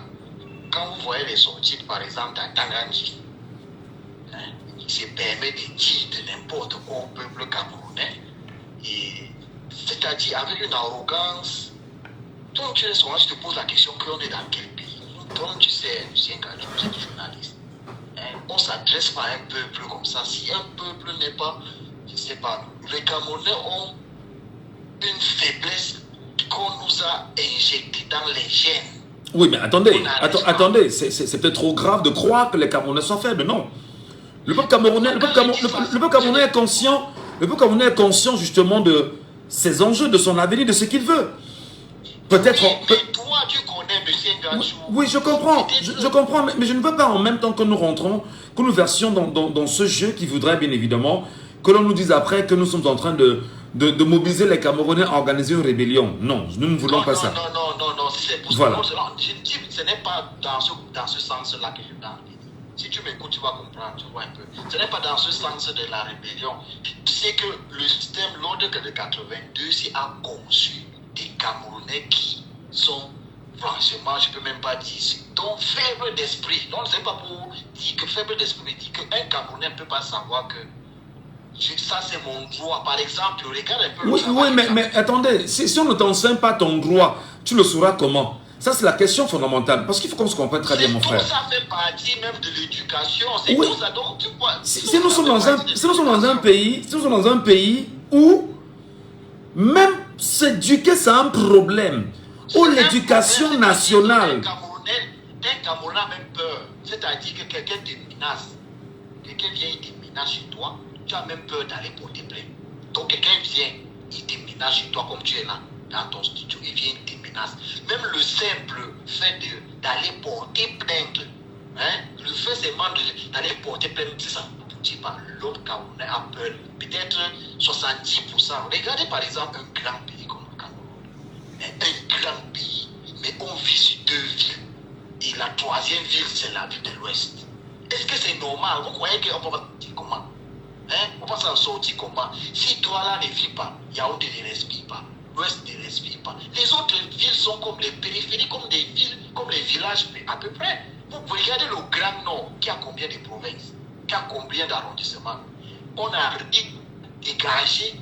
Tu vois, quand toi tu marches, je vois souvent des vidéos, tu marches un peu partout dans les quartiers. Tu trouves des Camerounais qui sont là, de notre bas âge jusqu'à aujourd'hui.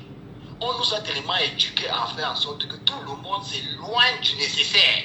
Donc, ce qui est de droit, l'homme camerounais ne sait pas que non, ça. Par exemple, regarde... C'est pourquoi nous leur disons tout le temps, frère, lisez. Lisez et lisez. Tout à fait. Parce que si vous ne lisez pas, par exemple, les Camerounais ne connaissent même pas que la Constitution. Moi, je vous parle des choses que je connais. Depuis un moment que je parle de Constitution au Cameroun, on dit, mais c'est quoi?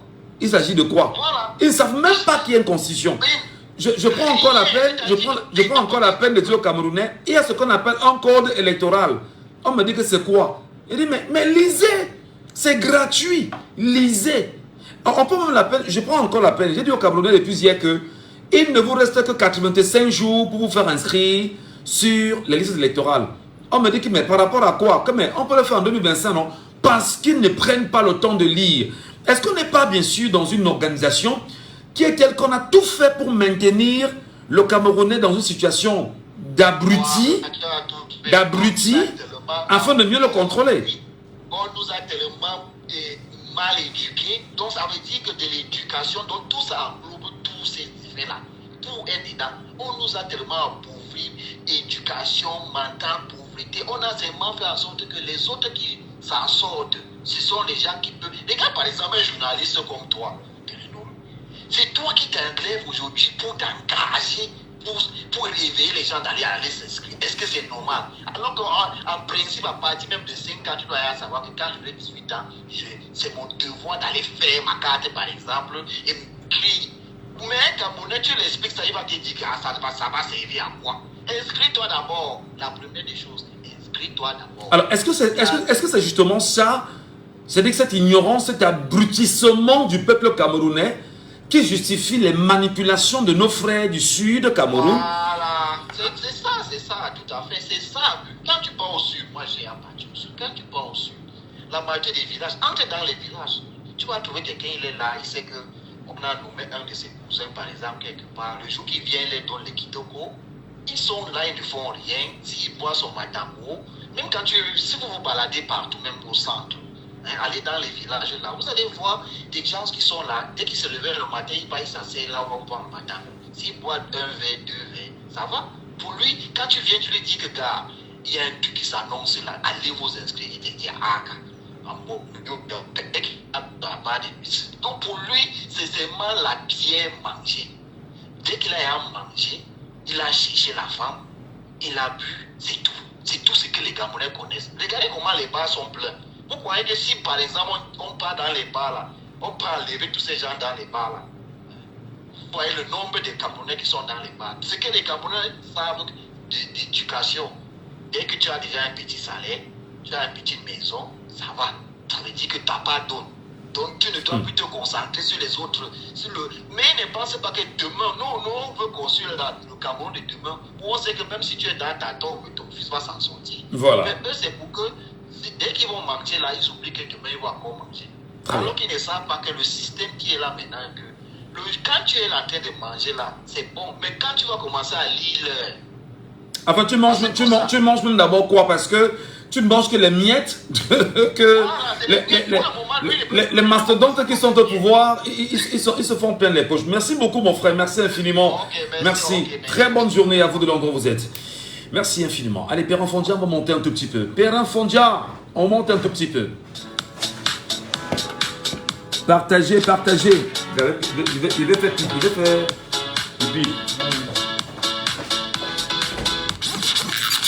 On ne peut ne pas en parler avec énergie sur Djambo FM. On ne peut ne pas aborder les sujets qui coiffent. On ne peut ne pas se fâcher face aux réalités qui nous entourent. Laissons parler les gens. Tous ces gens qui ont tué, ils ont pris goût de tuer. Tuer des gens pour s'enrichir ou tuer des gens par le pouvoir, ce n'est pas une solution.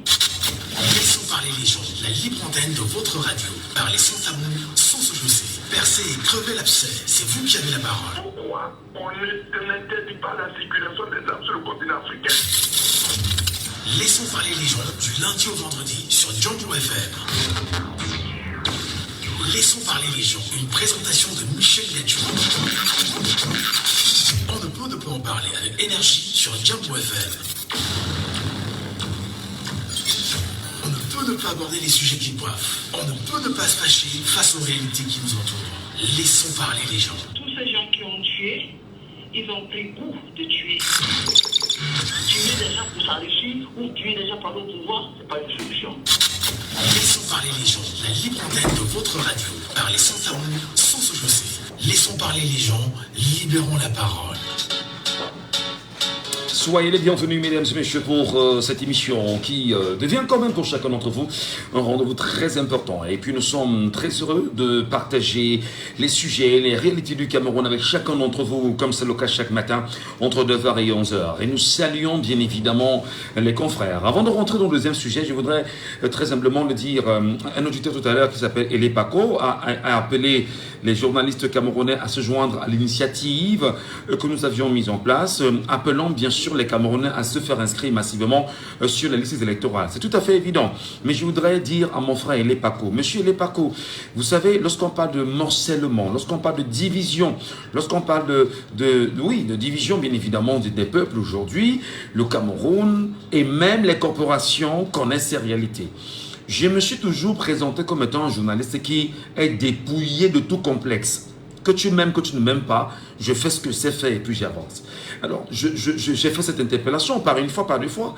J'ai dit toujours à mes confrères, ça ne sert à rien de jouer les stars, ça ne sert à rien de jouer les gars, les vedettes. Ça ne sert à rien parce que les problèmes du Cameroun, nous connaissons nous aussi les mêmes problèmes.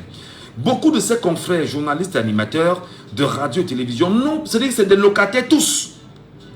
Tous des locataires, sauf quelques-uns des patrons qui ont leur radio aujourd'hui, qui ont quand même peut-être, qui sont sortis un peu de ce cadre de souffrance et chacun se bat bien évidemment à avoir sa petite maison. Tous sont des locataires. Tous n'ont pas d'avenir. Je dis bien, il n'y a pas des journalistes camerounais. On pourra me taper sur les doigts, mais je le dis la vérité. Tous n'ont pas d'avenir. Tous n'ont pas de sécurité sociale. Tous, c'est-à-dire que tous vivent de ce qu'on appelle le gombo. C'est-à-dire qu'on a appris qu'il y a une couverture médiatique, on court chercher 5 000 ou 10 000. Voilà ce qui anime les journalistes camerounais. Pourtant, nous savons bien évidemment que notre mission, c'est d'informer, c'est d'éduquer, c'est de dénoncer, c'est de créer cette reliance sociale. C'est pas moi le problème, frère. S'ils ne le font pas, ben écoutez, chacun fait sa part. Et c'est pourquoi je pense tout le temps que si chacun balayait sa cour de façon globale, le pays serait propre. Dans un instant, mesdames et messieurs, nous allons procéder, comme vous le savez, au deuxième sujet. Laissons parler les gens. Deuxième sujet. Et nous sommes bien sûr à 13 jours de la célébration de la fête de l'unité nationale au Cameroun. Unité nationale est base véridique d'un projet de vivre ensemble. Unité nationale est base véridique d'un projet de vivre ensemble. 52 ans après, quelle est la lecture du peuple camerounais? Unité forcée ou renforcée par des mécanismes particuliers. Sentiment de vivre ensemble et de fraternité nationale, le renouveau a-t-il construit depuis son arrivée un idéal social pour les peuples camerounais francophones et anglophones? Que célébrera-t-on en faisant le bilan de l'actuel état ou de l'état actuel du climat toujours tendu entre le Cameroun occidental et le Cameroun oriental? Du référendum engagé par Amadou Ahidjo en 1972 aux accords de Fumban, l'histoire d'une crédibilité des actions, des faits et de l'avenir voulu en ces temps-là ne s'impose-t-elle toujours pas à date? Madame, Monsieur, bienvenue à chacun d'entre vous. Nous en parlons tout de suite et maintenant. Laissons parler les gens, libérons la parole. Nous libérons la parole. Nous vous la donnons. Vous analysez naturellement la fête de l'unité au Cameroun. C'est dans 13 jours. Qu'est-ce qu'on célèbre réellement? Appelez-nous aussi 74 39 79 04. 674 39 79 04 ou le 659 92 48 83. Mais à côté, pour ceux qui nous regardent sur Facebook, appelez-nous au 691 98 60 98 via WhatsApp. Et même si vous êtes au Cameroun, c'est le WhatsApp de l'émission. 691 98 60 98, nous vous écouterons. Dans 13 jours, nous célébrons la fête de l'unité nationale. Ce sera le 52e anniversaire. Terrain Fondia. C'est assez fort quand même. 52 ans déjà de l'unité nationale au Cameroun. Nous vous donnons bien sûr la parole sur les bases véridiques même de cette célébration de l'unité nationale. Est-ce qu'on va dire aujourd'hui qu'on est dans un vécu forcé et renforcé par des mécanismes particuliers que tout le monde connaît aujourd'hui? Est-ce qu'on peut dire véritablement que nous avons accepté ce sentiment de vivre ensemble et de fraternité au niveau national? Est-ce qu'on peut quand même regarder le renouveau camerounais? Je ne parle pas du renouveau. Je parle de M. Paul Biya, président de la République du Cameroun, qui d'ailleurs, lui, a toujours incarné le renouveau. Peut-on dire véritablement que dans son renouveau, et pendant toutes ces années, pour les 42 ans qu'il a déjà, qu'il est en train de faire, qu'il a toujours tenté de ramener le climat de paix entre les Camerounais anglophones et les Camerounais francophones. Parce qu'il faut rappeler que quand on parle bien sûr d'unité nationale, c'est à l'issue du référendum de 1972, du 1972, qui permettait bien sûr aux Camerounais de la partie occidentale de dire s'ils veulent se rattacher au Cameroun oriental ou se rattacher à la partie nigériane.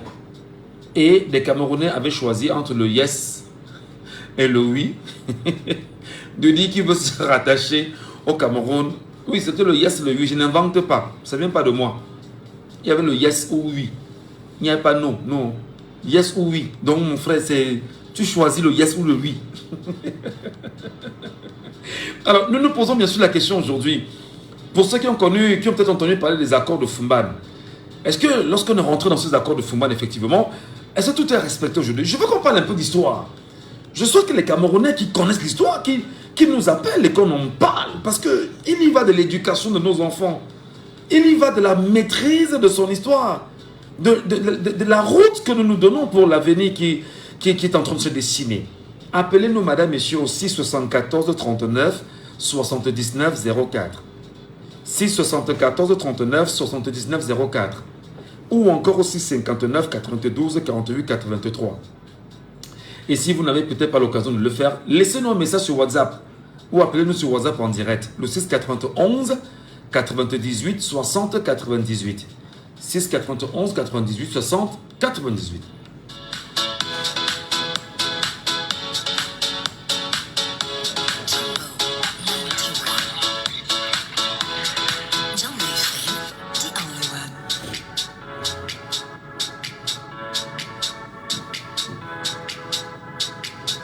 Nous espérons que les Camerounais pourront bien comprendre l'essentiel de ce sujet. Nous souhaitons qu'ils comprennent. Nous souhaitons qu'ils comprennent. Parce que là, maintenant, nous parlons des choses sérieuses, les Camerounais n'appellent pas. Là, nous parlons bien évidemment de l'histoire du Cameroun. Parce que si vous ne maîtrisez pas votre histoire, vous n'avez aucune chance de comprendre où vous partez. Si vous n'avez aucune chance de comprendre votre histoire, vous n'avez aucune chance de savoir où vous allez. Et je pense qu'il y a des aînés parmi nous, des grands frères, des papas, des mamans, qui maîtrisent l'histoire du Cameroun là. Nous, on vous attend là maintenant. Nous souhaitons en parler avec chacun d'entre vous. Parce qu'on ne pourra pas, on ne peut pas avoir le savoir et le garder pour soi-même. On est d'accord? Tout en rappelant bien évidemment que le problème anglophone est connu. Pour ceux qui sont encore au Cameroun avec nous. La question du fédéralisme est connue. Pour ceux qui le savent. Mais maintenant, il faut quand même revenir. Si vous ne m'appelez pas, moi je vais vous raconter l'histoire. Hein. Ça ne vous dérange pas. Moi je vous parle de ça. Mais je vais rentrer d'abord dans les réalités portées autour du problème anglophone. Et je vais peut-être lire pour vous un texte ce matin. Le oui ayant remporté la majorité à ce référendum de 1972 sur l'acceptation oui et le refus non pour un rattachement au Nigeria, tout était fin prêt pour un mariage avec le Cameroun occidental pour deux raisons. Premièrement, le Southern Cameroun est géographiquement très petit pour former un État. Deuxièmement, le référendum du 11 février 1961 avait connu la victoire du oui pour une réunification du Cameroun. On l'appelait à l'époque pour rassembler les deux pays. L'opinion sera donc surprise qu'à la place de cette table ronde, on organisa plutôt une conférence dite constitutionnelle à Fumban du 17 au 21 juillet 1961. Cette conférence est aujourd'hui considérée par certains observateurs avertis comme étant celle qui a vu naître le problème anglophone. Auditeur en ligne, allô, bonjour.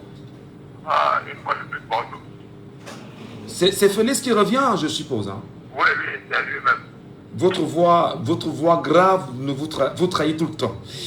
Félix, tu es en train de lire un corpus afin de faire comprendre aux Camerounais que tout est parti, bien évidemment, du problème anglophone, du rattachement du Cameroun anglophone au Nigeria, ou la volonté de ce rattachement du Cameroun anglophone au Nigeria ou au Cameroun francophone. Dans quelques jours, on célèbre l'unité nationale, Félix. Qu'est-ce qu'on célèbre véritablement en l'état actuel des clivages que le Cameroun connaît? Non, en réalité, ce n'est pas l'unité nationale qu'on célèbre. Vous voyez, on donne la grande partie de cette cérémonie à l'armée. Donc, c'est normalement l'armée uniquement qui devait visiter. Absolument. Ça, c'est la fête de l'armée. Oui. Ce n'est pas l'unité nationale. Est-ce que nous sommes unis? Nous ne sommes pas unis. Parce qu'il y a un problème. Mais quand vous dites que nous ne sommes pas unis, on pourra vous taper sur les doigts en vous disant que on célèbre l'unité depuis le 20 mai 72. Non, c'est une unité de passage. Parce que notre véritable unité a été en 1900, le 1er octobre 1961. Oui. Là où les anglophones et les francophones se sont mis ensemble pour former la République. La République, c'était à l'époque la République la République du Cameroun. Il y avait le Cameroun occidental et le Cameroun oriental. Il y avait...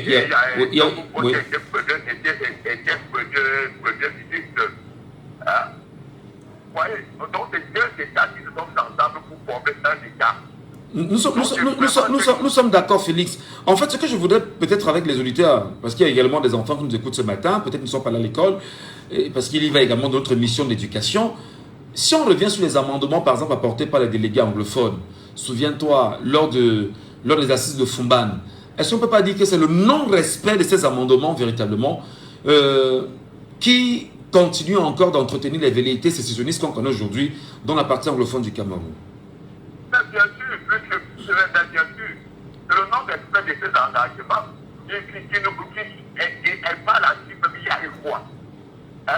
Après le référendum de 72, on devient la République unie du Cameroun. On dit que le premier, la deuxième personnalité du Cameroun va être le président de l'Assemblée nationale. Et qu'est-ce qui se passe il doit oublier cette constitution. Président du premier ministre du secteur constitutionnel du président de la République. J'avoue que la communication est très, très hachée. La com est très hachée, mon frère. Allons. Oui, c'est bon là. Oui, c'est bon. Oui, plus qu'en 72, on dit que la République unie du Cameroun, c'est la première personnalité est anglophone, c'est francophone. La deuxième personnalité est anglophone. Et maintenant, et en 79, Aïdo changer la constitution. Président du premier ministre, le successeur constitutionnel du président de la République. Et quand on a été président de l'Assemblée nationale, ne pouvait pas, c'était Amadou Aïdo. Et pour la deuxième président de la République, et dont les anglophones ont été tellement fouillés par ce même système colonial imposé par la France. Parce que jusqu'en 84, qu'est-ce qui se passe en 84? Pourquoi on quitte la République unie du Cameroun pour la République du Cameroun? Je tiens à rappeler, le Cameroun était vert ou jaune avec 2 étoiles, en or aussi le rouge. Et cela a disparu en quelle année? En 84. On parle de la République du Cameroun, on enlève la 1 étoile. Et voilà, donc il faut voir que c'était tellement de frustration qui s'est accumulé. Et on avait vu ça venir, la crise anglophone. On avait déjà vu ça venir qu'un jour, ces gens-là vont se révolter. Parce que ces gens-là étaient déjà lésés à tous les niveaux. Ces gens-là étaient déjà lésés à tous les niveaux. Aujourd'hui, nous entendons pour. Aujourd'hui, c'est même la goutte d'eau qui a débordé le vase. Parce qu'aujourd'hui, après, on est cité du fait que le premier ministre devient du secrétaire constitutionnel du président de la République. Ce n'est plus ça. C'est maintenant quoi? C'est maintenant le président du Sénat. Le président du Sénat est un francophone. Et après, on doit le premier ministre. Le premier ministre, quand on veut parler de l'ordre hiérarchique, le premier ministre est en 4e position.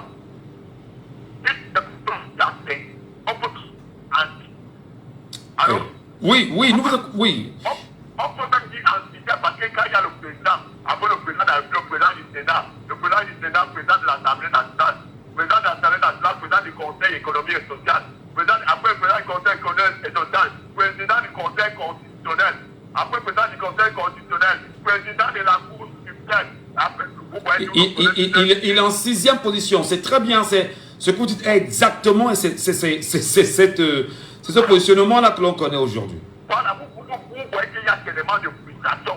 Et dites-moi, ces gens, non, franchement, si moi-même, j'étais vraiment des expressions,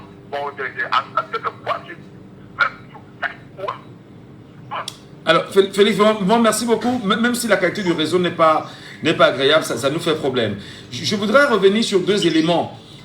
Les amendements apportés par les délégués anglophones lors des assises de Fumban rappelaient que les délégués anglophones avaient néanmoins consulté le projet de constitution proposé par Ijo en mode il y avait beaucoup de retard, et ils avaient demandé qu'il y ait le drapeau, l'hymne national et la devise du pays. Il y avait le transfert du siège du gouvernement fédéral à Douala. Buea et Yaoundé étaient capitale des 2 États fédérés. Le bulletin secret et le droit de vote étaient à 21 ans. Les attributions et le pouvoir du président de la République devaient être connus. Il y avait le mandat présidentiel réduit à 2 aux délégués, bien sûr, anglophones. C'est à la suite de ces amendements présentés par les délégués anglophones et à sa prise de parole, le président Amadou Ahidjo Diop a clôturé les travaux de Fumban le 21 juillet 61 par une réponse à ces amendements comme suit. Le mot indivisible disparaîtra du projet. Une clause garantissant l'intégrité de la fédération et empêchant toute possibilité de sécession sera introduite. Faute de ressources financières importantes, il ne saurait être question de parlement bicaméral. La House of Chiefs sera maintenue. Yaoundé demeurera la capitale fédérale. Il n'y aura pas la double nationalité. Le président et le vice-président seront élus au suffrage universel. En attendant la mise sur pied de nouvelles institutions, les fonctions du président et du vice-président seront assurées respectivement par le président de la République du Cameroun et du premier ministre du Southern Cameroun. Voilà les amendements. C'est bien, c'est important pour l'histoire. On a quelqu'un qui est avec nous en ligne sur WhatsApp, je pense qu'il est là. Allô? Oui, c'est moi, monsieur Ngatu. Je reviens pour le second sujet. Ah, d'accord. Très brièvement. Allons-y, monsieur Lepaco. Oui, très brièvement pour dire que, monsieur Ngatu, quand je vous écoute souvent, je vous dis, vous nous donnez beaucoup d'espoir. Mais il n'y a pas que vous. Le peuple du Southern Cameroun, c'est-à-dire nos frères qui s'expriment en anglais, ont vraiment fait preuve de beaucoup d'espoir. Un État qui était viable. Avant, nous, on avait pris notre indépendance, eux, ils n'avaient pas eu leur indépendance. Mais comme ils aimaient le Cameroun, ils tenaient à se rattacher à nous. Mais comme les Français avaient déjà découvert le pétrole et tout, on les a manigancés. On a volé d'abord le Northern Cameroun qu'on a rattaché au Nigeria. Ça, c'est la première frustration. Mais une fois qu'ils se sont rattachés, tout saboté. Mais donc, malgré ça, ils ont gardé l'espoir. Nos frères anglophones aiment le Cameroun. Malgré le faux référendum, ils sont restés. Malgré toutes ces tricheries, la manipulation de la Constitution, ils sont restés.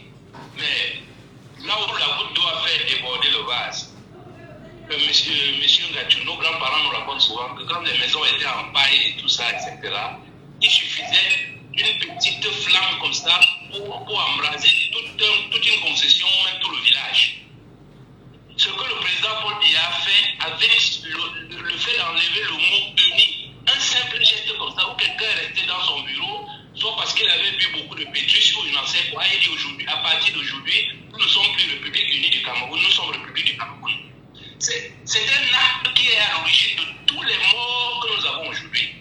Donc c'est cette petite flamme dont je vous parlais. Quand nos maisons étaient en paille, je vous dis, quand nos parents et nos grands-parents nous racontent cela, une petite flamme mal gérée pouvait brûler toute une concession et voir toutes les cases du village, surtout quand il y avait du vent. Et ce que le président Paul Biya a fait en enlevant le mot uni, parce que malgré toutes les tricheries, les anglophones s'approchaient au fait que le fait qu'il y ait uni, ça prouve qu'il y a eu 2 entités qui se sont mises ensemble. Or, aujourd'hui, on voit très bien qu'en enlevant le mot uni, nous retrouvons le nom que nous avions avant de se joindre effacer. Et c'est ça qui crée toute cette tension, au-delà de toutes les tricheries, toutes les tromperies, toutes les trahisons qu'ils ont eues. Enlever ce mot-là pour le gestionnaire, comment on appelle là, pour le diplômé de l'école de la gestion des colonies, il savait que ça va créer des morts. Aujourd'hui, nos soldats meurent, nos frères meurent à cause de ce mot-là qu'on avait enlevé.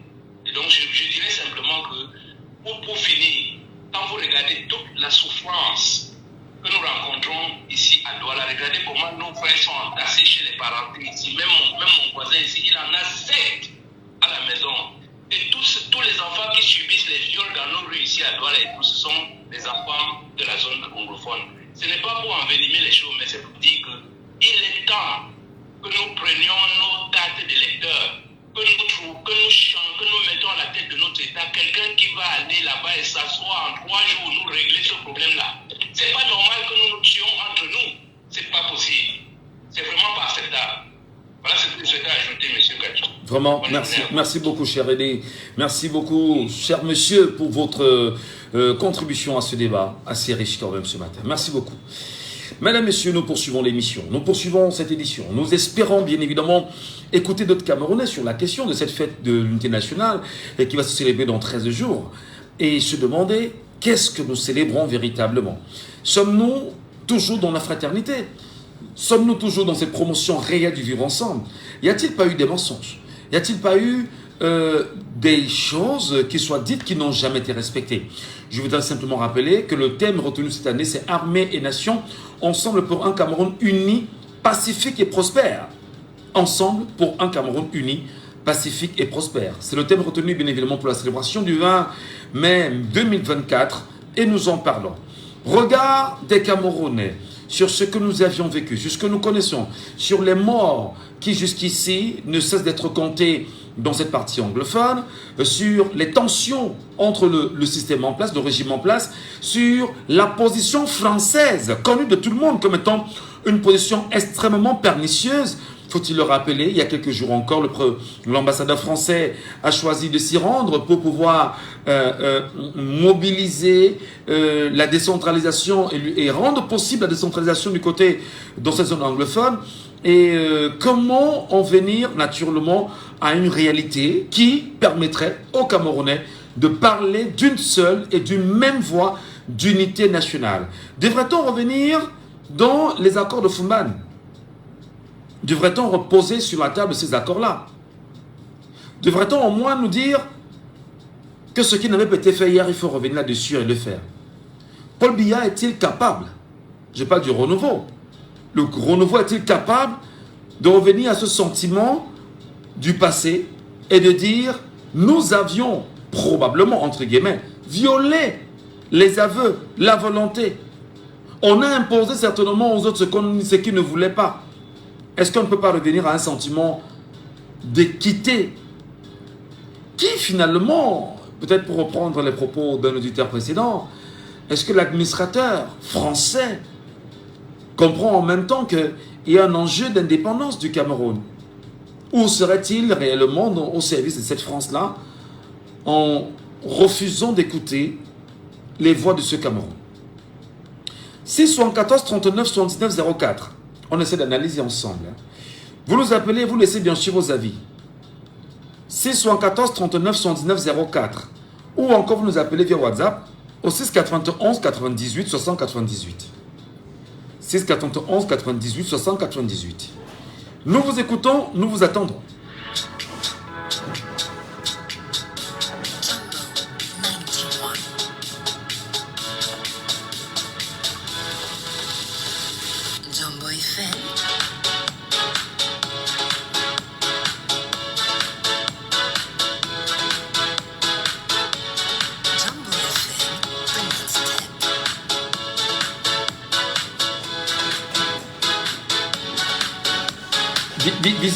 Visiblement, le sujet ne parle peut-être pas aux Camerounais. Ou les Camerounais estiment que c'est peut-être pas le moment d'en parler, je ne sais pas trop, mais nous en parlons parce qu'il s'agit de notre histoire. Il s'agit de notre histoire, de notre actualité. Il s'agit bien sûr de l'avenir que nous voulons pour le Cameroun. Prenons l'auditeur en ligne. Allô, bonjour. Il est parti. Insistez en nous appelant au 6 74 39 79 04. Le but n'est pas de remuer le couteau dans la plaie, parce que nous savons qu'il y a beaucoup de colère, il y a beaucoup de mécontentement. Le but, c'est pas ça. Le but, c'est d'en parler. Le but aussi, c'est justement parce qu'il faut en parler, il faut donner et toujours promouvoir des solutions pour que le vivre ensemble que nous chantons chaque jour soit réel quand même. Et nous espérons que des compatriotes qui comprennent la situation pourront nous donner leur point de vue. Allô, bonjour. Il faut insister, hein. Je ne sais pas, est-ce que la ligne est bonne, Perron Fondia? Allô, bonjour. Allô? Allô? Bonjour, bonjour, bonjour. Bonjour. Nous vous appelons comment? Moi, je m'appelle Herman. Herman nous appelle d'où? Je suis le marché mobile. Herman, qu'est-ce qu'on célébrera, à votre avis, le 20 mai prochain? Est-ce qu'on célèbre cela dans la gaieté, dans la joie, dans la sincérité? Monsieur Gachivoma, vous savez à peine, mais vous savez, dans notre pays, on ne dit pas vraiment appris l'histoire de notre pays à l'école. Dans mon mentir, on ne dit pas vraiment appris l'histoire là. C'est pour ça que la jeunesse camerounaise est toujours renseignée sur lui-même, ils sont tellement égarés. Donc, de ma part, je tire vraiment mon fusil vraiment sur le colon. Quel qu'en soit ce qu'on fait en Afrique, il y a une image. Depuis la nuit de nos grands-parents jusqu'à nos jours, tout va coloniser. Donc, moi, la seule chose qui peut nous faire, c'est qu'on va s'en prendre au colon, que si on veut aller chercher le nous avant que les choses vont aller. Merci. Merci Herman. Merci beaucoup. Alors, on va baisser un peu on va baisser complètement. Je voudrais très humblement dire bonjour encore à nos compatriotes camerounais. Dire à mes compatriotes camerounais que ne pas avoir la maîtrise de votre histoire, ne pas comprendre l'histoire de votre pays, ne pas aller à la quête de l'histoire de votre pays, fait de vous bien évidemment des Camerounais ignorants. On ne peut pas accepter que le Camerounais refuse de lire l'histoire de son pays. Je vais vous raconter une anecdote que j'ai eue quelques jours. Je suis allé dans un coin très réputé à Douala où on vend des livres. Attends, Perrin, il faut attendre. Je suis allé dans un coin à Douala où on vend des livres. Et j'ai demandé bien évidemment où se trouvait le rayon littérature africaine. J'y suis allé, je me suis rendu compte qu'il n'y avait que 3 auteurs camerounais qui avaient exposé leurs livres là-bas. Je me suis demandé, mais où sont les livres sur l'histoire du Cameroun? Que font les historiens camerounais? N'ont-ils pas la capacité de produire des ouvrages et de permettre aux Camerounais de s'en servir, de se cultiver?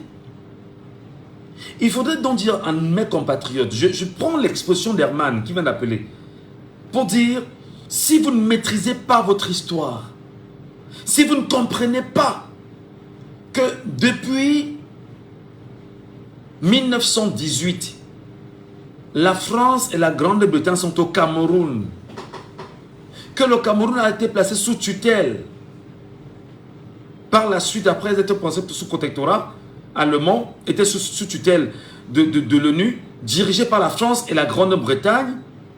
Si vous ne comprenez pas que le Cameroun est ce qu'on appelle l'enclos colonial français, ou si vous voulez occidental, où on vous dira que la partie nord et sud-ouest Cameroun, dont la partie anglophone appartient aux Anglais et le reste appartient aux Français, les amis, ce sera difficile de parler d'avenir. Si vous ne comprenez pas fondamentalement que la France et la Grande-Bretagne se sont mis ensemble pour dire nous devons diriger le Cameroun et exploiter ses richesses. Si vous n'allez pas prendre votre Google, télécharger charte de l'impérialisme pour comprendre que nous partons depuis ce qu'on a appelé le partage de l'Afrique. Vous arrivez où nous en sommes aujourd'hui et vous appelez bien sûr à la délivrance de votre pays, ce sera grave. Je remonte un tout petit peu. 1884, 1885, pendant une année à Berlin, l'ordre de cette année-là, de cette époque-là, s'y est réuni pour penser le partage de l'Afrique. C'est à partir bien sûr de 1885 que vous verrez des gens qui sont allés en Afrique conquérir les territoires africains, d'où Nachtigal, ici à Douala. Quand on vous parle de Nachtigal, mais il faut se rappeler qu'avant qu'on arrive à Nachtigal, les chefs Douala avaient déjà écrit à la reine d'Angleterre, lui disant de venir contrôler le territoire camerounais qu'ils appelaient le territoire Douala en réalité. C'est quelques temps après, la reine d'Angleterre ayant reçu ses lettres avec beaucoup de retard, elle s'est levée. Je ne vais pas revenir sur l'histoire, hein, parce que c'est très long. Elle s'est levée, mais dès qu'elle arrive, elle se rend compte 2 jours après, 2 ou 3 jours après, que les Allemands sont déjà là et ils ont érigé leur drapeau au plateau Jos ici à Douala. C'est où on écrira justement le Tule Council. Vous devez maîtriser cela, comprendre cela, que des gens se sont levés chez eux là-bas en Europe, venir dire qu'ils vont confisquer vos terres. Je dis encore que les chefs Douala ont écrit, bien évidemment, bien avant, à la reine d'Angleterre, la reine Victoria, qu'elle vient justement coloniser. Alors, lorsqu'ils l'ont fait, il y a eu ce qu'on appelle la Première Guerre mondiale, 1914-1918. Le Togo et le Cameroun étaient des butins de l'Allemagne. L'Allemagne maintenant chassée de l'Afrique. Je pense qu'il y a également le Maroc. Hein. Le Maroc, non, le Maroc bien. Bon, bref, je sais qu'il y a le Togo et le Cameroun. Voilà. Alors, lorsque l'Allemagne est chassée, qu'est-ce qu'on fait du Cameroun qui était sous protectorat allemand? La France maintenant prend une partie parce que la France est allée en guerre contre l'Allemagne au Cameroun, y compris la Grande-Bretagne. C'est comme ça que les anglophones ou les Anglais ont pris ce qu'on appelle la partie anglophone. Les Français ont pris les 8 autres régions du Cameroun, ce qu'on appelait à l'époque les provinces. Progressivement, ils ont avancé. Progressivement, ils ont avancé. Tout ce que vous voyez là, les textes qui ont été modifiés, etc. C'est des accords qui sont passés entre la France et la Grande-Bretagne pour pouvoir coloniser le Cameroun. C'est pourquoi nous vous disons encore que la charte de l'impérialisme, pour ceux qui ne le savent pas, est basée également, c'est-à-dire que l'ONU, l'Organisation des Nations Unies aujourd'hui, a pour élément central, texte central, la charte de l'impérialisme.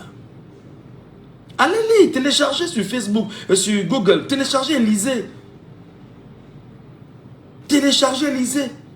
Et maintenant, pour pouvoir entrer, venir prouver, parce que c'est important d'en parler, venir coloniser bien évidemment les Africains. Souvenez-vous du discours du roi belge. Le discours du roi belge.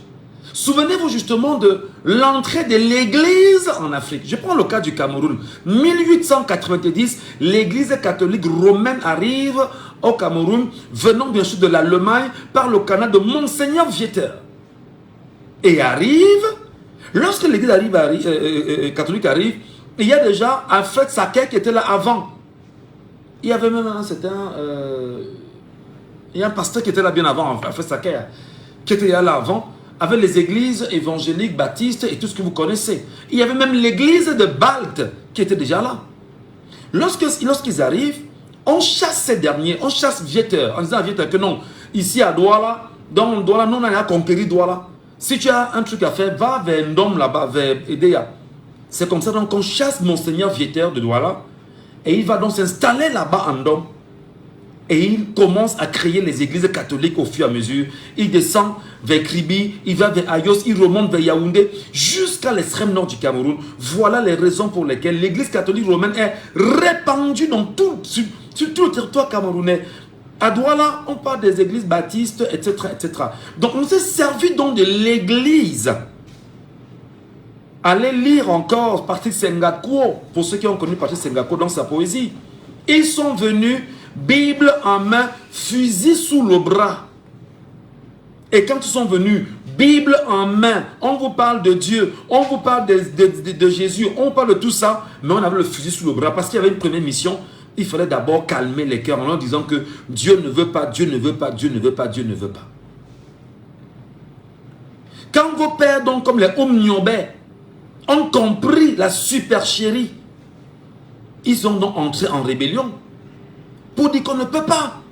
Nous voulons l'indépendance du Cameroun. Et Omniobé précise que nous voulons l'indépendance du Cameroun. Avant d'y arriver, il faut d'abord qu'il y ait l'unité entre le Cameroun occidental et le Cameroun oriental. Omniobé, visionnaire, c'était un déluge, nous l'a dit. Permettez-moi, je ne suis pas au même degré que certains historiens, mais je renvoie ce que j'ai appris, ce que je connais et ce que je lis. Parce que j'estime que j'ai des frères qui probablement m'écoutent ce matin, qui n'en savaient peut-être pas grand-chose, mais qui pourront peut-être partir de quelques éléments que j'ai placés ici pour aller davantage se cultiver sur ces problèmes-là. Et c'est donc comme ça que Omniobé, sous Omniobé, et puis tout ce que vous connaissez avec Aïdjo, tout ce que la France a mis en place, tous ces mécanismes, la France est au Cameroun depuis 1918, avec la Grande-Bretagne. Ils en ont fait le Cameroun un enclos colonial. L'enclos colonial veut dire que c'est une propriété de la France ou de la Grande-Bretagne, entre autres. Ils se sont accordés à gérer le Cameroun comme bon leur semble. C'est comme ça que le président Amadou Aïdjo arrive. On vous parle du référendum. C'était yes ou oui. Il n'y a pas non là-bas. C'est ce que nos historiens nous ramènent. Il n'y a pas non là-bas. Yes ou non. Les gens disent seulement yes, yes, yes, yes. Oui, oui, oui, oui. Voilà comment on arrive au référendum. Et après l'unité et tout ce qui passe. Mais maintenant, Django Foncha s'est rendu compte d'un certain nombre de choses. Lui aussi, par la suite, a été très outré. S'est rendu compte qu'il y a même eu beaucoup de mensonges. Mais qu'est-ce qu'on peut faire devant une France qui est mensongère? Une France qui est oppressive? Une France qui n'a laissé pour seul héritage que le vol au Cameroun? Vol, mensonge, oppression. On n'y peut rien. Alors, les peuples ont vécu dans l'oppression, permanemment. Pendant toutes ces années. Lorsque 1961 arrive, le Cameroun oriental, la partie francophone est indépendante. La partie anglophone ne l'est pas encore. En 61, justement, la partie anglophone donc est indépendante. On a vécu, on a évolué. Mais nous sommes quand même en train de nous demander aujourd'hui, mais quand nous allons célébrer la fête d'unité nationale, nous célébrons quoi? Quand nous savons qu'il y a des milliers, c'est-à-dire des centaines de milliers de Camerounais de la partie anglophone déplacés. Quand nous savons bien évidemment que cette partie est riche en pétrole. Quand nous savons que la mainmise française est présente sur le Cameroun. Quand nous savons en même temps que ceux qui sont aux affaires sont des sous-préfets de la France. Qu'est-ce que nous célébrerons? Naturellement, nous célébrerons armée et nation. L'ensemble pour un Cameroun uni, pacifique et prospère. C'est ce qu'on va célébrer. Mais c'est quoi le contenu?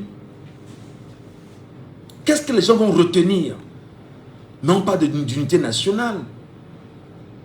Pourquoi ne pas s'asseoir? Appelez un gars comme Abouam Achoyi que tout le monde connaît. Appelez Paul Biya qui était rapporteur à un moment donné, lorsqu'il y avait des velléités de cette histoire-là, de s'asseoir et de dire, qu'est-ce qu'on avait décidé? Nous qui maîtrisons le dossier, qu'est-ce qu'on peut faire pour que nos compatriotes vivent dans l'unité réelle? Un auditeur vient d'appeler là, vous avez suivi, qui vous parle naturellement des positions. On a le premier Camerounais, c'est le président de la République. Deuxième personnalité camerounaise, c'est le président du Sénat. Niad Dufendi Marcel de mon village, à Banganté. Troisième, Cavalier Yege Djibril, il est francophone. Tous sont des francophones. Quatrième, le président du Conseil économique et social, Luc Ayan, il est francophone. Cinquième, le président de la Cour constitutionnelle, Clément Atangana, il est francophone. Ça c'est le quatrième. Le cinquième, le président de la Cour suprême. Le 6e vient le premier ministre du Cameroun. Je voudrais même encore avec vous dire que oui, effectivement, consultons la constitution du Cameroun. Dire en même temps que dans la constitution du Cameroun, effectivement, qui nomme le premier ministre? C'est le président de la République du Cameroun qui nomme le premier ministre. Qui nomme les ministres au Cameroun? C'est encore le président de la République qui nomme les ministres au Cameroun. Et maintenant, le premier ministre est appelé chef du gouvernement. Il ne décide en rien sur la vie d'un ministre. Tu blagues, on te dit que ce n'est pas toi qui m'as nommé. C'est pas toi qui m'as nommé. Tu m'as nommé, tu me parles en tant que quoi? En tant que qui? Voilà comment de façon réelle, on a réduit, on a diminué. Et c'est ce qui a provoqué à un moment donné le courroux de pas mal de Cameroun. Parlons, disons des choses bonnement. Pourquoi nous pensons donc aujourd'hui qu'il faudrait que les Camerounais prennent conscience de leur histoire? Je ne vous ai parlé que d'un pan, parce que s'il faut rentrer dans les profondeurs, c'est très long. On n'a pas toute la journée, on a un temps d'antenne très réduit. Il faudrait donc que les Camerounais aujourd'hui comprennent que lorsque nous vous demandons d'aller vous inscrire sur les listes électorales, c'est parce qu'il faut penser l'indépendance du Cameroun. C'est parce qu'il faut penser la rupture avec la France-Afrique. La France-Afrique, c'est quoi? Paul Biya aux affaires, il répond de la France. Lui-même vous a dit récemment, je vais rendre compte de l'organisation du grand dialogue au président français Emmanuel Macron. Il n'est que là pour ça. Il n'est pas là avec vous. C'est la France qui décide. Donc si toi tu ne comprends pas que tu dois aller voter et décider que tu votes d'abord, donc tu t'inscris d'abord, tu votes par la suite, tu surveilles ton vote, tu défends justement ta victoire et tu proclames ta victoire. Tu te lèves comme Camerounais pour le faire, mon cher frère, ma chère soeur. Ça veut dire en réalité que si tu ne le fais pas, tu es complice de ce que le Cameroun est en train de vivre aujourd'hui. C'est-à-dire que maintenir le Cameroun dans le statu quo de la France-Afrique qui nous impose sa monnaie, nous impose sa langue, nous impose de... C'est-à-dire que les marchés publics nous imposent justement de lui faire le compte rendu de nos réserves chaque année avant qu'on nous donne l'argent pour que ce que vous appelez ça quoi là? L'argent que vous votez chaque année à l'Assemblée nationale pour pouvoir permettre au Cameroun de vivre là. Pourquoi on vous donne cet argent? C'est la France qui vous la donne. Tu dois aller voter pour défendre ton indépendance. Tu dois aller voter parce que tu as compris que tu n'es plus libre. Tu n'es pas libre depuis 1960, tu n'es pas libre.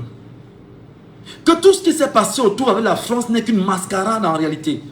Et que ceux qui sont aux affaires ne sont là que pour faire la volonté de cette France-là. Tu dois comprendre ça. C'est pourquoi nous disons aux Camerounais, tu vas t'inscrire pour ta liberté. Cette liberté qu'il faut remonter jusqu'à 1884. Oui, j'ai parlé bien sûr du budget de l'État. 1884, on est parti avec la division, le partage du continent africain. Des gens se sont levés, dit qu'ils viennent partager un continent et décider justement de ce qu'ils veulent sur ce continent. Comme quoi nous, peuple africain, nous ne savons pas réfléchir. Comme quoi nous, peuple africain, nous ne connaissons rien. Je vous dis, prenez le courage, allez télécharger la charte de l'impérialisme. Vous lisez cette charte de l'impérialisme, vous comprendrez véritablement que tout est fait pour maintenir l'Africain en esclavage. Donc tu vas voter en 2025, premièrement, pour dire non à l'esclavage. Cet esclavage est maintenu par les maires, par les conseillers municipaux, par les députés. Je t'explique. Les maires que tu vois là sont les maires adossés à un parti. Le parti en lui-même est un parti qui découle de l'UNC, qui était une volonté française mise en place pour pouvoir mieux contrôler l'appareil gouvernant, ou l'appareil du gouvernement. Donc Aïdjo avait l'obligation de créer l'UNC, parti unique. C'est très important de le savoir. Donc le RDPC découle de ça. Et entre-temps, effectivement, les maires qui sont obèses au Cameroun, les députés qui sont obèses au Cameroun, les sénateurs qui sont obèses au Cameroun, le conseil régional, ils sont obèses au Cameroun. C'est parce que toi, tu as refusé de voter Tu as refusé de dire que je vais savoir qui sera mon maire et qu'est-ce que mon maire fait pour moi.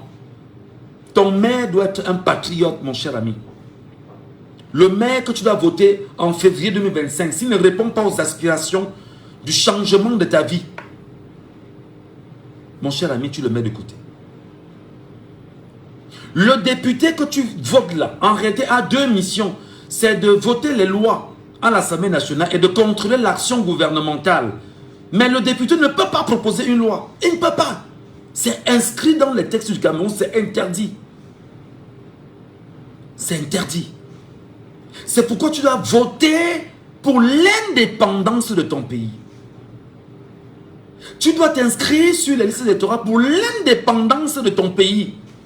L'indépendance. C'est pourquoi je vais toujours dire que moi je ne parle plus à l'église. Je me suis rendu compte que lorsque nous sommes 1 million de Camerounais, nous partons à l'église, nous donnons 100 francs, ça fait 100 millions qu'on donne le dimanche. En 52 semaines, ça fait 5 milliards 200 millions. Cette église, je me demande où elle est où lorsque le peuple camerounais souffre comme c'est le cas. Lorsque le peuple camerounais est meurtri. Oui, récemment, quand on a demandé, quand on a commencé à dire aux gens que ne donnez plus l'argent à l'église parce qu'ils ne sont pas avec vous, on s'est levé rapidement, on a fait une petite communication, vraiment essayer d'aller vous inscrire parce que... Mais elle est où cette église pour pouvoir dire aux gens que vous souffrez, défendez-vous, libérez-vous. Même l'église vous appauvrit. Même l'église vous appauvrit. Pire, vous avez les jeux de hasard aujourd'hui. Les jeux de hasard où chaque enfant va donner 300 francs chaque jour. Je m'amuse en tant que grand frère en disant, mes petits frères, imaginez que vous soyez 100 000 jeunes Camerounais. Ça veut dire que chaque jour vous donnez 30 millions aux jeux de hasard. C'est le minimum que je prends. Mais vous êtes au moins 1 million à donner 300 francs chaque jour. L'argent de votre pays part où? Nous pleurons qu'on est pauvres. Nous pleurons que nous souffrons. Nous pleurons que nous n'avons pas d'eau. Je vous dis qu'allez regarder l'argent des églises. Au Togo seulement, ils ont fait, pourquoi c'est au Togo au Bénin, il y a quelques jours, ils ont fait justement un bilan sur l'argent que les gens donnent à l'église. Ça dépasse même le budget de l'État.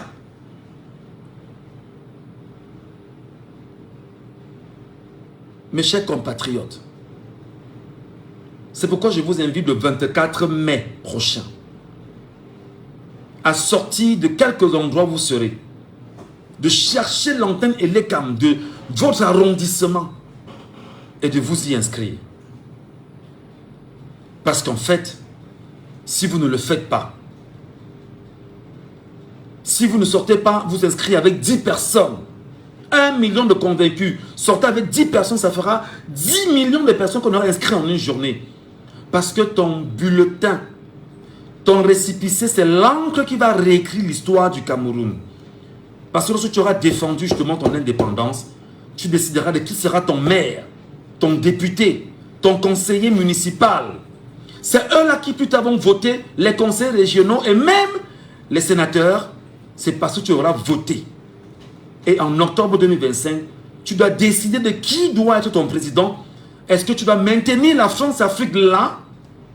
Est-ce que tu dois maintenir, au moment où je te parle, les méthodes françaises et anglaises, la division qu'on connaît avec nos frères et sœurs? Tu veux maintenir ça? Oui ou non? C'est ce pourquoi tu dois aller voter, mon frère, ma soeur. À demain.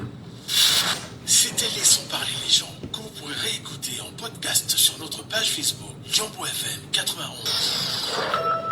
Quand vous n'avez pas appelé,